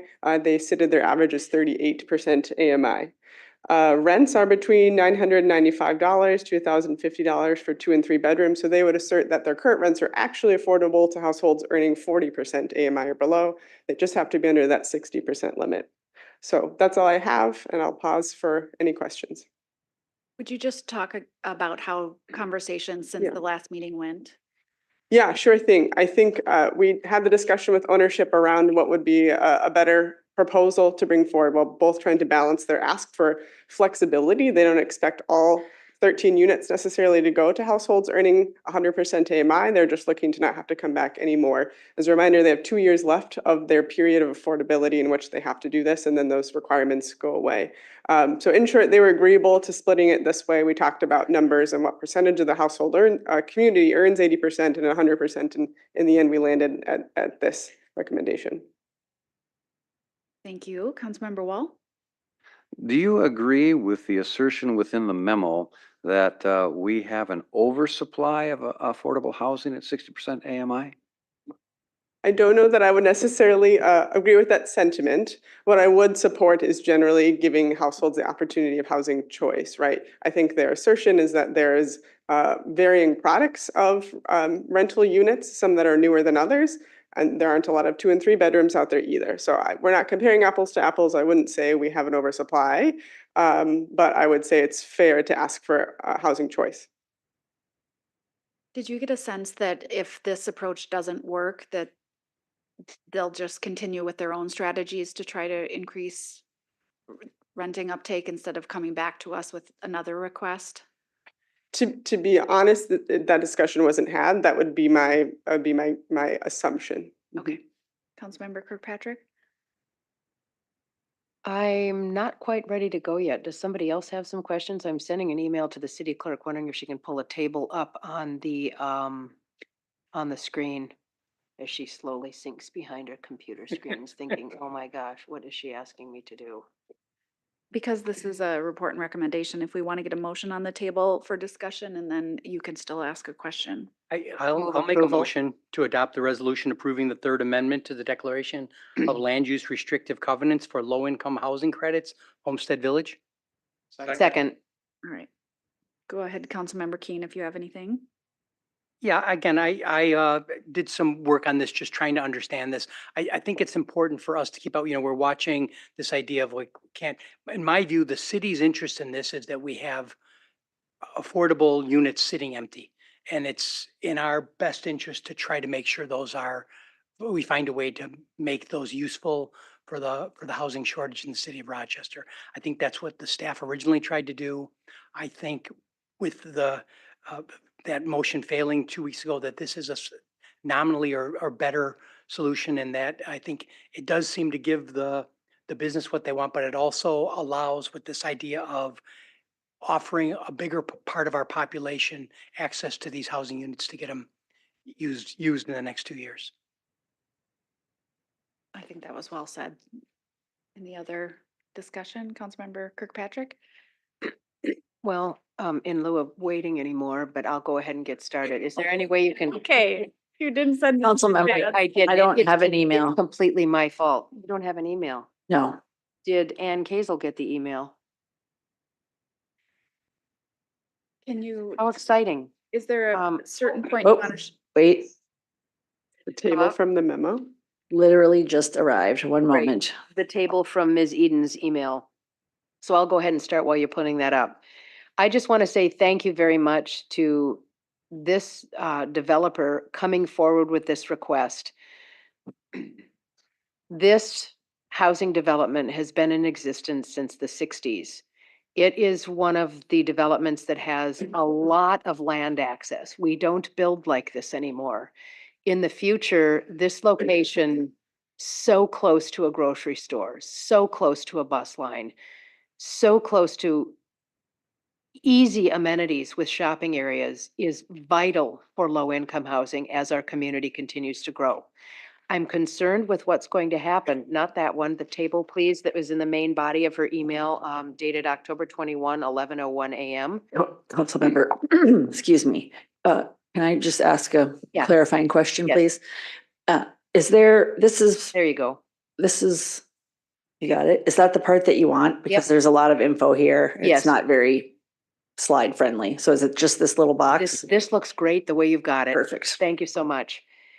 So I was unaware of this breakdown by AMI. So I appreciate you, Ms. Edens, going back and finding this information that apparently is available from that CIA on the housing data map that we approved a couple of years ago. The ability for this developer to know that they can pencil out at the end of with what they're trying to do is very important, but they're also offering a greater demographic of housing to folks that are working on earning degrees, pulling themselves up, at becoming entering our workforce with higher paying jobs. This housing development was originally built by Mayo for nurses and many residents, many residents' families and fellows have lived here over decades. So I appreciate the direction we're going with this, and I thank you for your work and your coordination and collaboration with the developer on this. And they had reached out to me prior to our last meeting and then again before this meeting. And I chose not to contact them. I wanted to see the data first, but this is basically a demographic breakdown of AMI. And I was quite frankly shocked to see that over 57% of our population earns 100% or greater AMI. When we first broached this subject a couple of weeks ago, I thought, based on that 33% under 50%, that it would be far less. But this really truly shows that we have a significant missing middle piece in our community. And I just want to say I approve this. I think it's great. I'm going to give it a yes. And I just have concerns for what's going to happen in 2 years when this expires with this really, really great parcel and the improvements that could be done and just the amount of space that's here to build on in the future. It's a great spot to go up, increase density, and I would like to see that happen, if at all possible, while maintaining land access. Yeah, I think I told you this, but my parents lived there when they were in training. Yeah.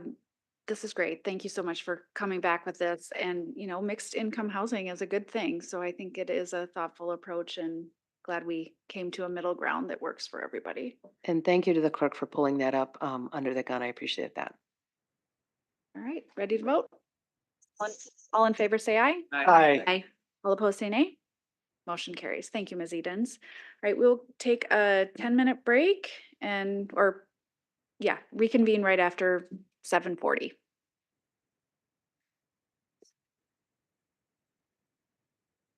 Recording stopped.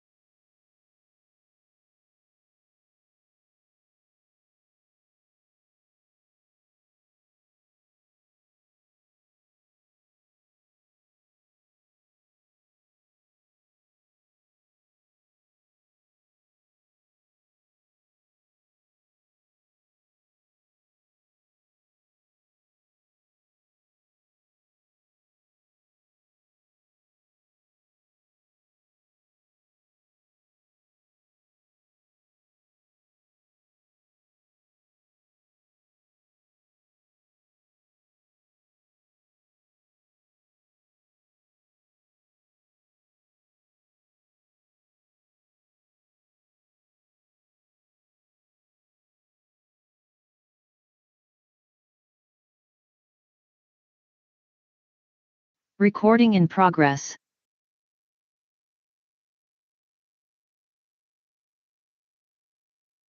All right, welcome back, everyone. We're moving on to pulled items.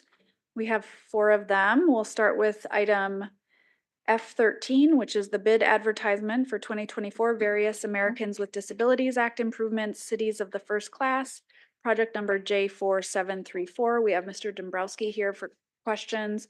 And Ms. Dennis, go ahead when you're ready. All right, thank you. So we have seen in our city that there has been projects done that have not held up to ADA, I think, expectations. And so I just want to make sure that this situation is, that we do things correctly the first time, that we don't have to go back. Point of order. Sure. Yeah, I'm hearing things about what we've done wrong with no examples and that we should improve it. I know of no project where we did something wrong in the past. If there's a specific thing, call it out, but this generic, something was done wrong and we better not do that again. I want to dispel that from our. In my own point of order, this is specifically about pedestrian ramps. Okay, if you would like specific, I Yeah. can give a lot of specifics. Well, no, I for sure. don't. For sure. Okay, so we're going to go into pavers, we're going to go into Councilmember Dennis, point of order. ADA tables that aren't ADA. Dennis, point of order. I have the floor. This item is specific to advertising for bid, or excuse me, advertising for bids for 23 pedestrian ramps, correct, Mr. Dombrowski and Mr. Niemeyer? Yeah, correct. This is a project, thankfully, the legislature gave some additional ADA funding to the 4 cities of the first class a couple years ago.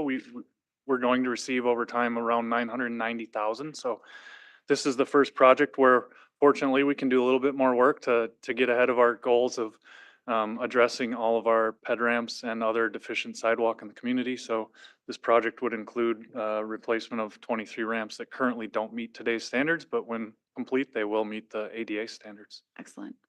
Any other questions for staff? Otherwise, a motion? So I just a question about when you talk about, Before we have more questions, should we put a motion on the table? If she has one last question, then we can have a motion. okay, since I have exactly one last question I'm allowed, I better use my question very carefully. Because I know all my colleagues will also be given that strict regulation that they can't ask more than one question. Not targeted to me, I'm hoping. So my one last question is, gosh, should pick it very carefully. If I only have one question, I would probably ask about community involvement with people who have struggles with transportation issues. How has their voices been heard in this process with every kind of community outreach?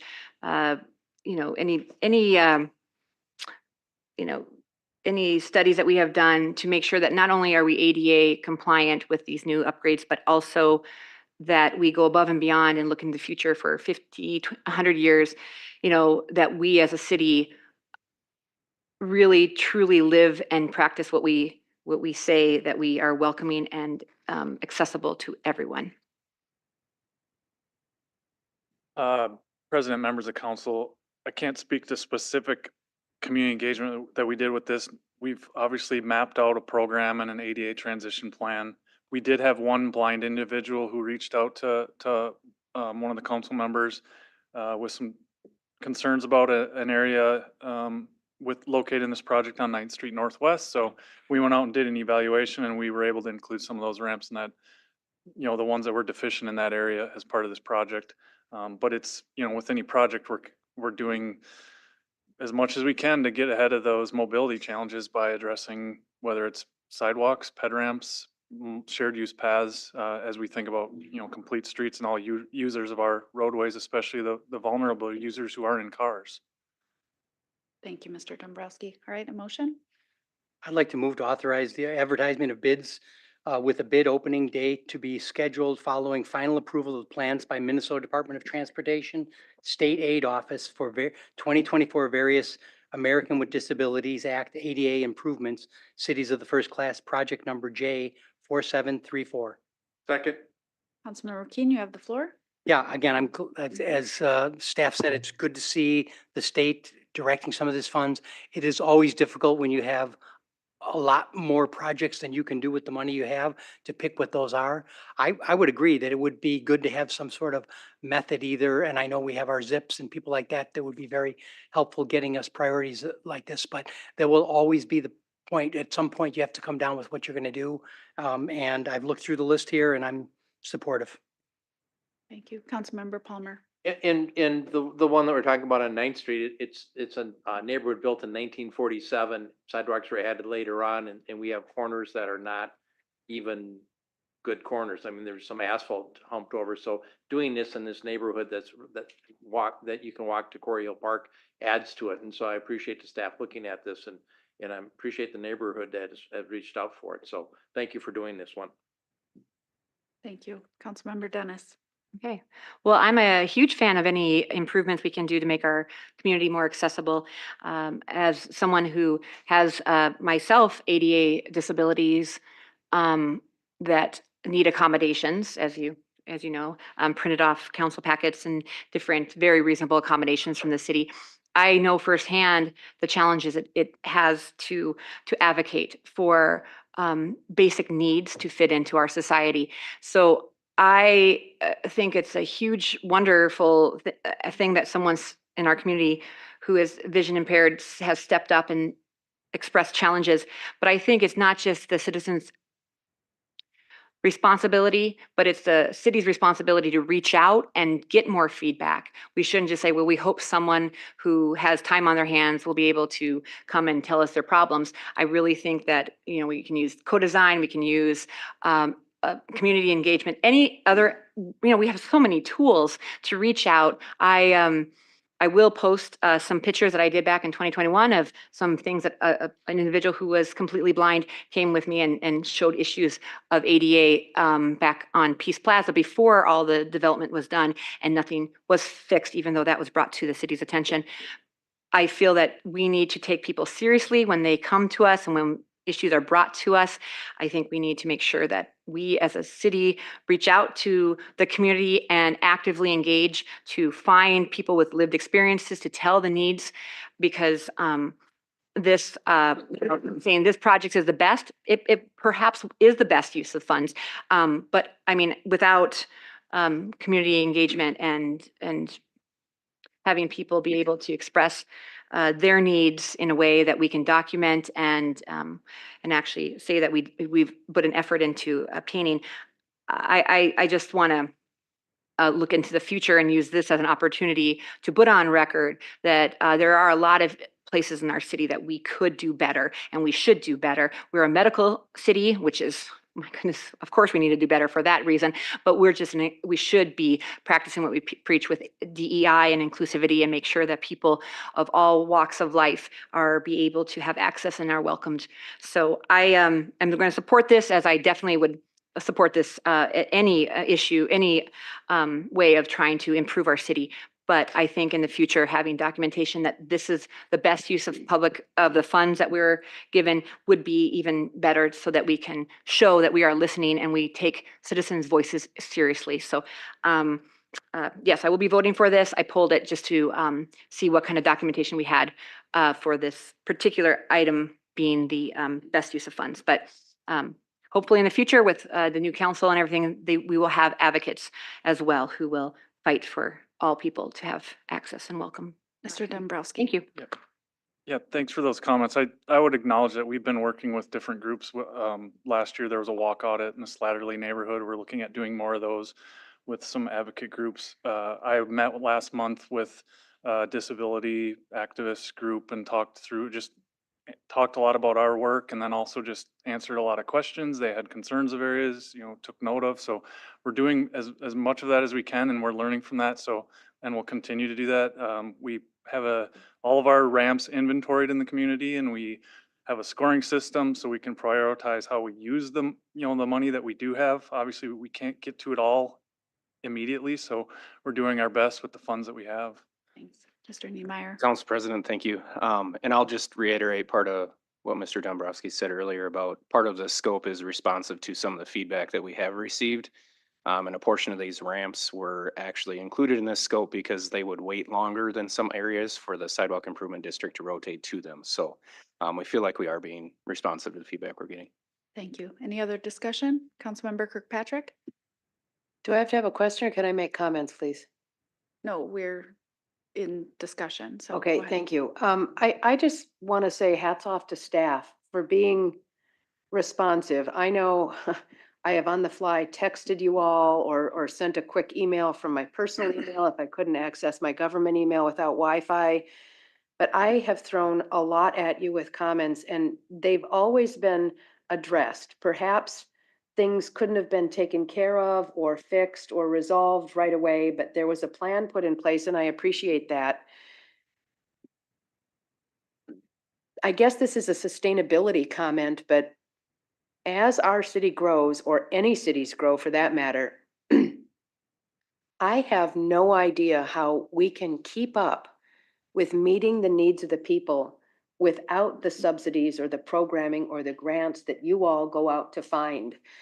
They are so necessary for us to do that important work of meeting the needs of the people and our businesses. And as we look into the future with our growth, and nobody wants taxes, but we can't necessarily afford to keep doing things the way we're doing them and meet everybody's needs at a low tax rate. We rely on those subsidies or those grants or those funding mechanisms that help us through. And I'm thankful for that, but I feel as though sometimes we're not living within our means or we can't address the needs of the people adequately without that additional ask through grants, funding, that kind of thing. And it just, I guess I just wanted to make that comment that it's concerning to me as a representative of the people. So I'm glad we're doing what we're doing and I appreciate all that work that we're doing, but as we grow over the next 10 years, I have that concern and I wanted to voice that. So thank you.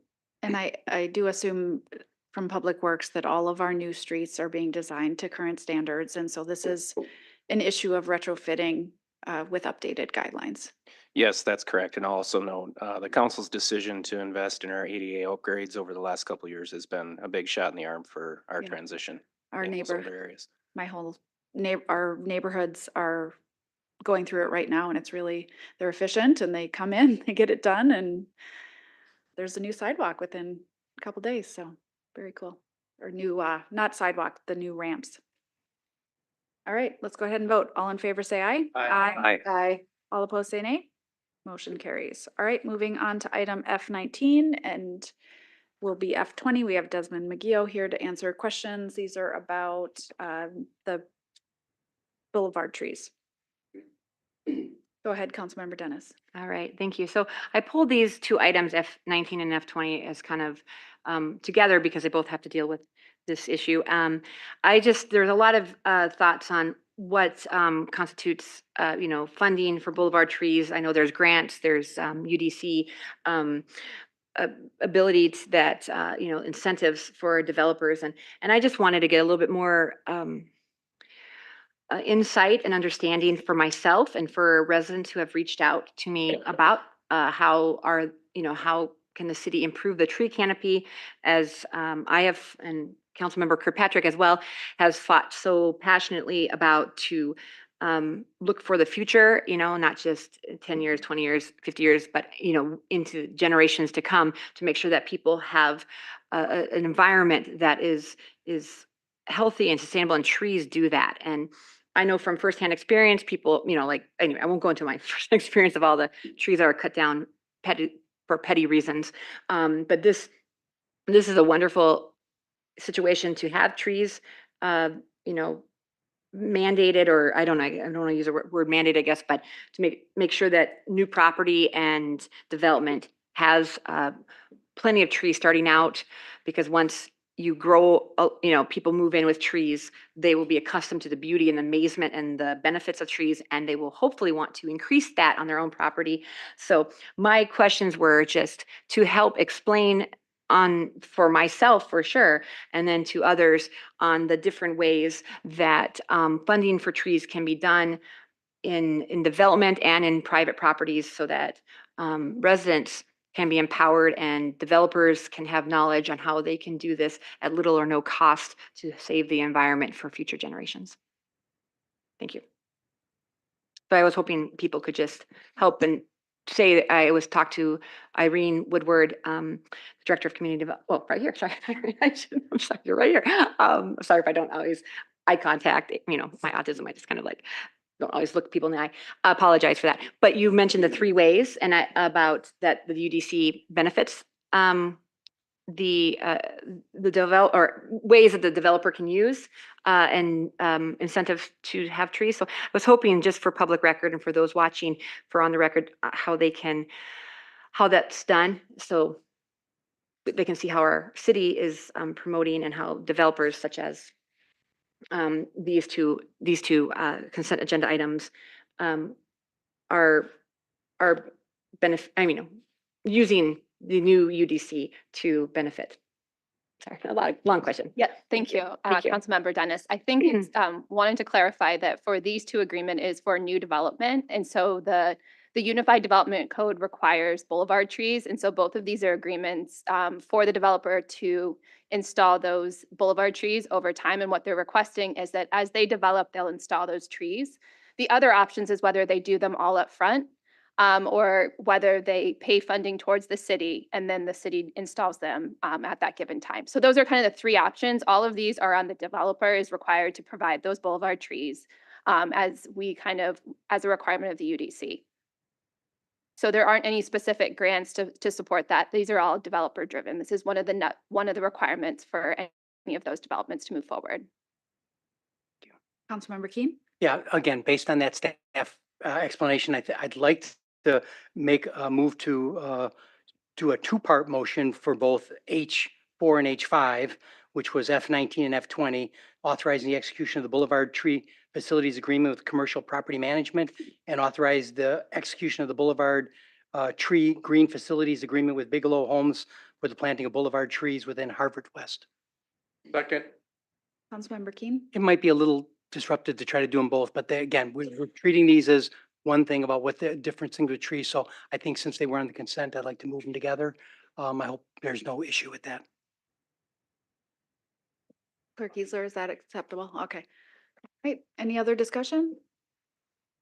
Kirkpatrick? Thank you. One of the things that I would like to see us move forward with, and this is relevant to this boulevard tree planting. When mature trees are cut down, we don't have a caliper per caliper replacement policy. And I really want to see our urban forest master plan come back with incentives to create something like that. So we can actually have greater stormwater mitigation. We can actually have a greater capacity to minimize urban heat islands when so many of our mature trees are cut down and we're just replacing them with smaller boulevard trees. I would like to see that 5-year time frame be squished a little bit closer, understanding that trees have to go in after those first properties along the streets are done, because you don't put a landscape in before the building is done. That's just poor usage of monies and labor and product. However,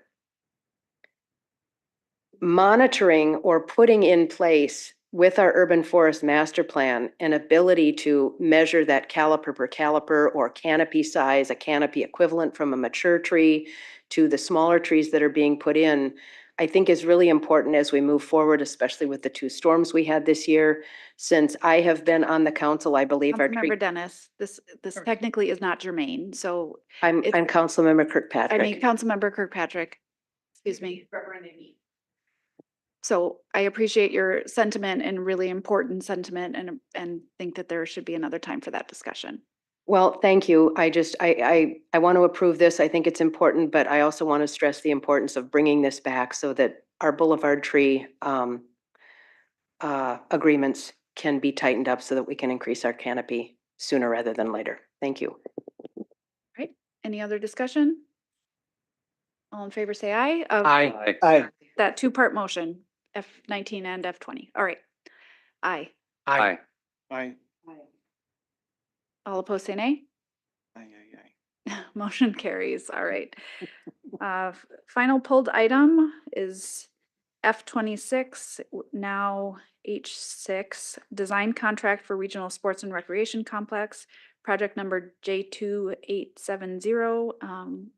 We have Mr. Parrish and, or yes, Mr. Parrish? Or- Yeah, I'll take point, and then we Okay. have Mr. Ramsey available via video if need Okay, be. did you write that? I did. Okay, thank you. All right, go ahead, Ms. Dennis. Okay, thank you. So I know our current council is not a huge puller of items, but I think it's important to pull consent agenda items that have huge price tags and a lot of concern of just making sure taxpayer dollars and all funds are being used efficiently and effectively. So this is a huge price tag, almost 3.5 million for this this contract. And when you look at other consent agenda items, and you can correct me if I'm mistaken, but you can look at other consent agenda items and you can see the exact bids that are brought to the city. I want to know exactly the details for this particular bid and why the lowest bid was not chosen, and if there's a benefit to having not the lowest bid chosen for this, just to know the numbers that were involved, to know the process, to know why exactly this contract was chosen over the others. I think that the residents have the right to have details when it comes to incredible amounts of their taxpayer dollars. So I'm just pulling this for more discussion. 3.5, close to $3.5 million is a lot to spend on anything. And so why did we choose this? And a little bit more detail, and for my understanding and for the record for those who are watching. Go ahead, Mr. Parrish. Yep, President, members of the council, and Councilmember Dennis, thank you for that question. As you know, this is an architectural proposal for the Regional Sports and Recreation Complex. So we are continuing to, evolve the team for this project. We already do have an operator at risk on board, and so it'll continue to supplement the work that's happening in that space. As a reference point, we had 6 proposals that were ultimately submitted within this RFP. We advanced 4 to an in-person interview. We did this in a way, of course, just want to emphasize that when you hire professional service, you're looking at the quantitative element, which is how much will this cost? But you're looking at a lot of qualitative elements too. Can they meet the schedule? Do they have this experience with this type of work? Are they familiar with the procurement method that we have in place? Do we think that they reasonably scope the work that we ask them to scope? And so there's a number of other, things that we look at above and beyond price. I'd liken it to say, like, if you wanted to get your Ford truck fixed, you might go to a Ford dealer versus, a Hyundai dealer, for example. Like, there's just things that, certain firms have better experience with the work. And so that was part of the assessment that we did. I'll just say from a cost perspective, to answer the question specifically, we had the fee proposals range from about 7 to 9%. Which is not unusual for this type of a project for the overall construction cost. This was in about the 8% range. From a dollars perspective, of the 4 firms that we interviewed, the range was about 3 to 4 million. The proposal before you is about 3.5 million, so about the midpoint of the range of proposals. But clear from the group's perspective, that this was both and ultimately the best value, both qualitatively and quantitatively. And so lots of good experience with these types of projects. And we think that they'll deliver a lot of value to the process and do something that the community can be proud of. Okay, I appreciate that. My follow-up on that is, why are some of these bid proposals shown on certain consent agenda items and not on this one? I feel like, correct me if I miss it, because I do miss things. So if it was in here, it's a 900-page council packet. So if I did miss that, I apologize. But to my knowledge, that the exact numbers were not presented to us, and it just seems to, not just myself, but people who have called in about this huge project, is such an important project for our community.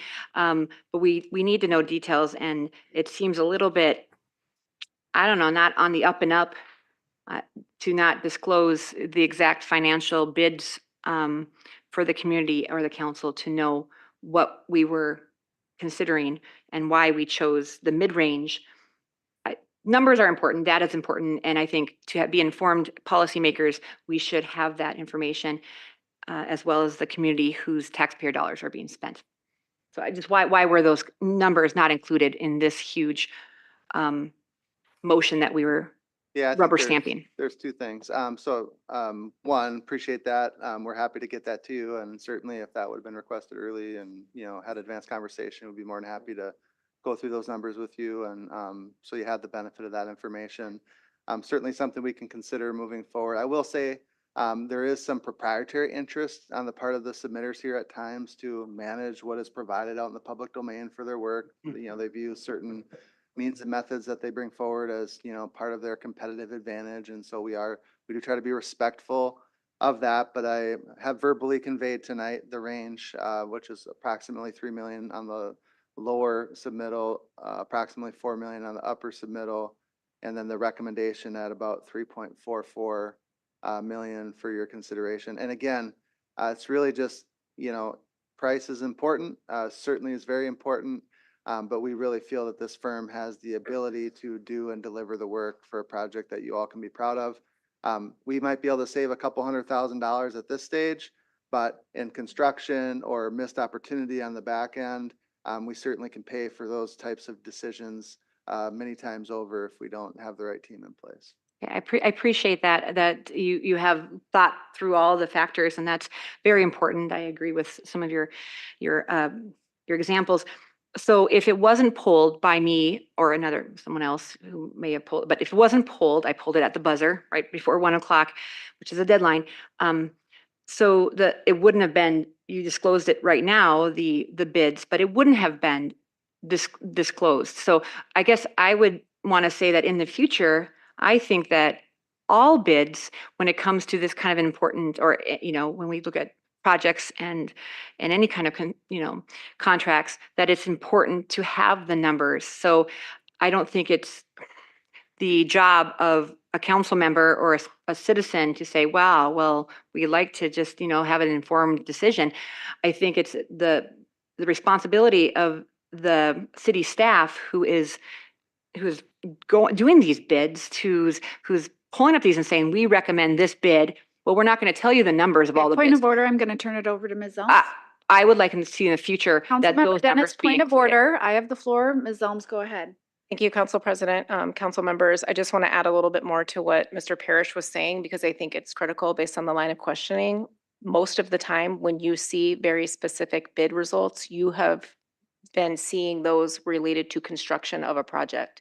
This is not a construction bid. This was a request for proposals for design services. So when you see a number in those requests for proposal responses, they are not apples to apples. So there would be a lot of information that would need to be included. We could consider that, but we also would not want to mislead the public in trying to provide something that you cannot show as an apples to apples comparison for the price, because each proposer has a different design team, has a different portfolio, has different design methods, sometimes include different opportunities that they have based on the size of their firm or the group that they've pulled together. So unlike street projects or other construction projects that you see that show a firm bid that have responded to a very specific set of criteria, that is not how a request for proposals works for professional design services. I will say that directly in the RCA, it says that 4 firms were interviewed and that this was the average of the 4 prices, which is the information that Mr. Parrish is sharing with you right now. It also clarifies that they are not required to be low bid, and clarifies that we took into account their experience with sports facilities, strengths of proposed personnel, their project approach, the consulting team, their experience with construction manager at risk projects, and that it was a competitive bid. So there was information that was in the RCA that would be able to at least provide some context for people, but without being able to compare those as apples to apples, because that is not what a request for proposals process is for design services. It could be misleading to include those. We include them when it is a bid for construction. Councilmember Wall. I am sympathetic to the thrust of Councilmember Dennis' questions. As I was reading the RCA, noted much of the lack that she has noted Earlier today, I got back some very good information. I appreciate that from the staff. Have gotten more good information tonight. I appreciate that as well. But when a cover page says that we got 4 bids and then those are missing, it just begs the question for people who are reading, saying, well, I wonder what the bids are. And we chose a mid-range, what's the mid-range? I guess I would have preferred actually the listing of the bids and then the rationale of the team. We chose TSP Kaler Slater because of their strengths and Ms. Zelms was obliquely referring to them without saying necessarily that they have constructed 4 sports complexes in the past 6 years, or whatever would elevate them beyond the lowest bidder. I have no trouble with going ahead and voting for this based on the strong recommendation of staff who have sat in on interviews and clearly know what the value is that's coming from the various firms. But for those of us who haven't had the chance to sit in those interviews, I think that we need a little bit more to say, this is why this firm specifically was chosen, even if it wasn't the lowest bid. Could we get a motion on the floor? I'd like to get a motion to authorize the professional services design contract with TSP and Kaler Slater in the amount of 3.445 million for design services and preparation of bid documents for its regional sports and recreational complex project, capital improvement project CIP number 2870. Second. Councilmember Keen, you had your hand up anyway, so go ahead. Yeah, again, I'm listening to these discussions, and again, part of what I'm drawn to when I look through this RCA is the list on prior legislative actions and community engagement. And we have been through this thing many times, and we know, you're talking about something that isn't pinned down yet, and it's not even which location it's going to be. Part of this to me is when you kind of get to the point of meeting in June and September and twice in August is learning to trust the staff members that are leading this, or get to the point that you don't trust them. And then you either manage it differently or you get different people to manage it. But this idea that we, the 7 of us, are going to micromanage contracts and saying, ooh, 3.4, what about this one? I just don't think that's oversight. I think that's meddling in projects. The one thing I will say though too is when I looked at how this was put together, there's 2 attachments here on these drafts ADA documents, and I find them totally unreadable. And I don't know what they were put in there for. And the most positive I can say is that it makes me think that there is a lot of work behind this, but I can't read through these like they're not even like engineering documents. They're kind of references to each other. And then there's 2 of them. But I'm looking and going like, worst case, I would say, is someone trying to just send me off on a goose chase here. But I didn't do that. I go through the list of times we've met on this, both publicly and privately. And do I trust the team and what they're trying to do? And have we communicated what we want this to be and how we're going? And I think we're on the right path that way. And that's why I support it. Thanks. All right, any other discussion? Councilmember Kirkpatrick? Thank you. Can somebody remind me of the potential total for this project? The full build out? 65 million. 65 million. But Okay, the so total for construction is based on an estimate of 43 million. So the design is anticipating about 43 million of actual constructible items. okay, so this bid, was somewhere between 5 and 10% of the total project, It was which is 8%. yeah, 8%, which is really quite low in my opinion for design services. But I also appreciate the fact that those intellectual property rights are being protected when we ask for an RFP. I think that's really important in a situation like this. But I agree with Councilmember Wall, just a simple listing of these are the 4 bids that came in by these particular companies. We chose this one for A, B, and C. I think moving forward, that would be just nice for the public to be able to read in our agenda if they are so interested. But I have to say, in staying consistent with this, I do not approve of how this came to the public with the vote, and I will be denying this. I know it's going to pass anyway because I'm the only one that's going to deny it, but there you go. I have to be integrous. Thank you. Councilmember Wall. I guess I would take issue with one word that Mr. Keen used, that we would be meddling if we chose to get more information. I think you heard me say that I do trust the staff. I would simply like to know the information that they used and to hear their rationale as to why we would have chosen not the lowest bidder. I don't consider that meddling. I consider that really a good council management. I think there's a little bit of a distinction there. I think us identifying what the problems are with certain bids and why the city should be going with another one is the extent to which he meant the word meddling, correct? No, I chose my words poorly. I'm sorry about that. No, compared to asking more questions, needing more of an explanation for why the city is going with a certain company compared to another, which is what it sounds like your questions were relevant to. Okay. All right, Councilmember Dennis. All right, thank you. So I wanted to chime in again and just thank Councilmember Wall. I know you're a very articulate speaker, your profession before council, and now you string words together very nicely. I really try to do that, sometimes failing to do so. But I wanted to just say words have power and information is important.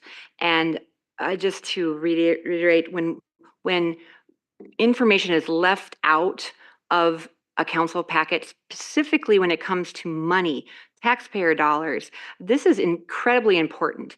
And I'm trying to understand how apples to apples, and I mean, this is dollars to dollars. A taxpayer dollar is a taxpayer dollar. I mean, some comes from property, some comes from sales. It's people's taxes. So I don't think that any of these decisions that we make on the dais should be made with just, well, we're not really sure. We're just like, okay, was it $10? Was it $5 billion? We need numbers. I mean, this is important, and I'm being a little bit extreme with my example there, but we need to know what we're looking at, and the words that Councilmember Wall used, I think are wonderful. I think we definitely need in the future to not leave out information, because it looks like the city is hiding information. It looks like it's being sneaky and secretive, and I don't think that is what we want to show as to the world, that we are just going to say, well, data is not important, taxpayer dollars aren't important. We're just going to leave it off of this important $3.5 million project bid contract. So I pulled this, and I'm kind of saddened that none of my colleagues pulled this, because this would never have even brought up to discussion. It would have been rubber stamped, as all the consent agenda items are. And I think a city of our size and our, growing, and we need to be an active, it's a full-time job as a council member to research everything that all these consent agenda items. They are, yes, we trust the experts. We want to say, well, yeah, you're an engineer, I'm a school teacher. I don't have your expertise. So I do put emphasis on people who have expertise, but we as a council, as an oversight board, that is part of our jobs to protect and advocate for taxpayer dollars. And I think that what has been done here and has been done in the past, we need to make sure that we are informed on all of the aspects of every single decision that we make.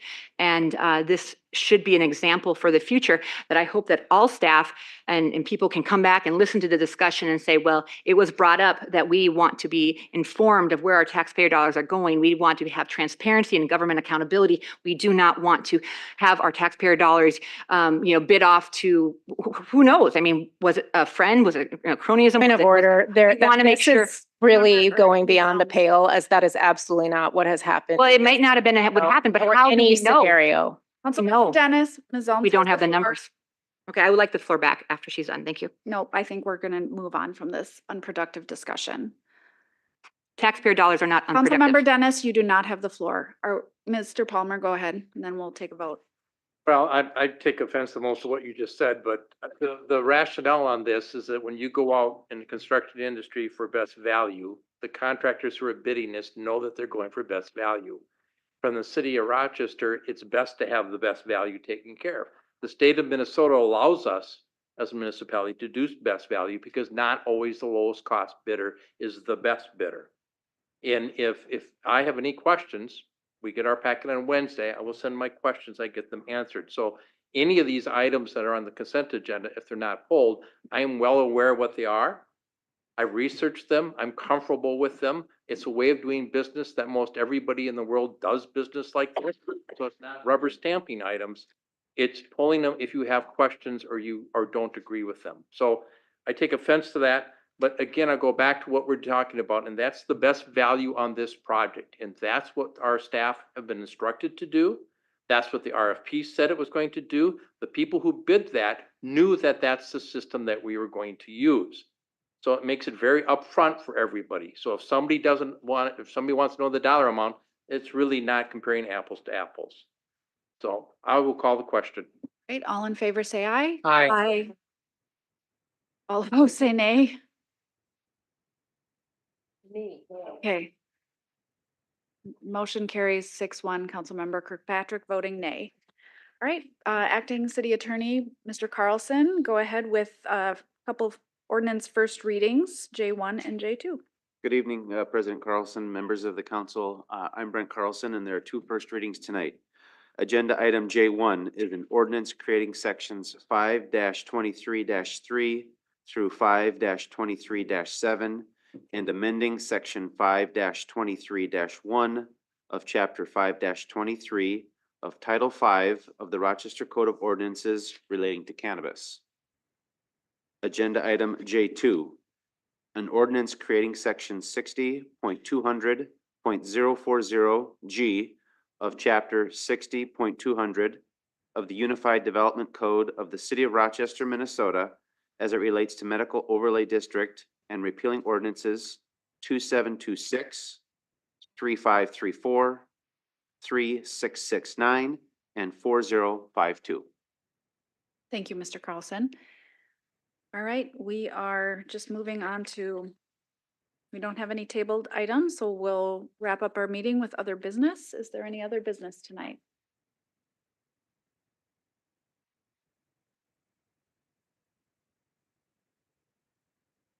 No, you're good.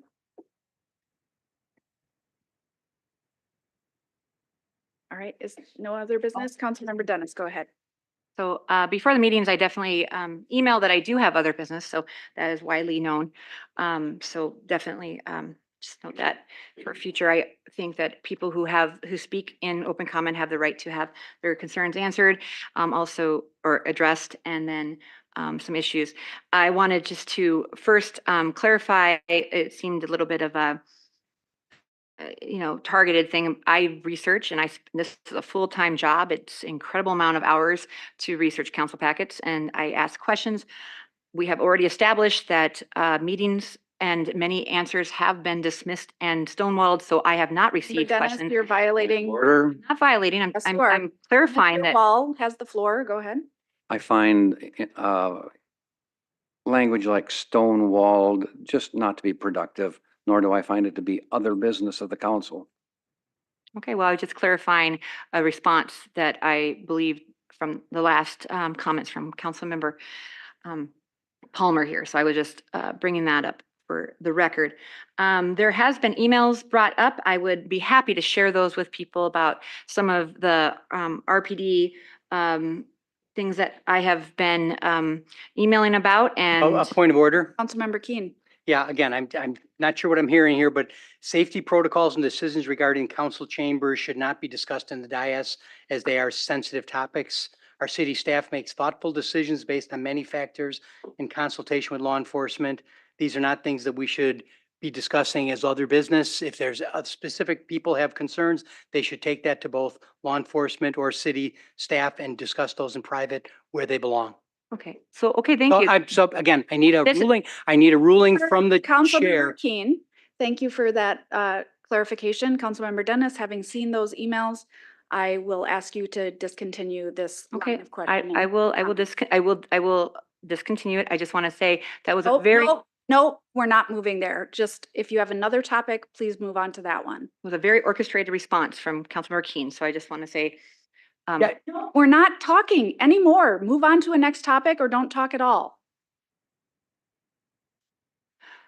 I do not appreciate being silenced, and I believe All this right. is a target. I'd This ask is a for a very important motion issue to about adjourn. oversight, and I'd ask for a motion to adjourn. this has been brought to the media, and I think this is a very I will, huge issue. I will make a motion. Move to adjourn. I'll second. All in favor, say aye. Aye. All opposed, say nay. Carries. We are Nay. adjourned. Recording stopped.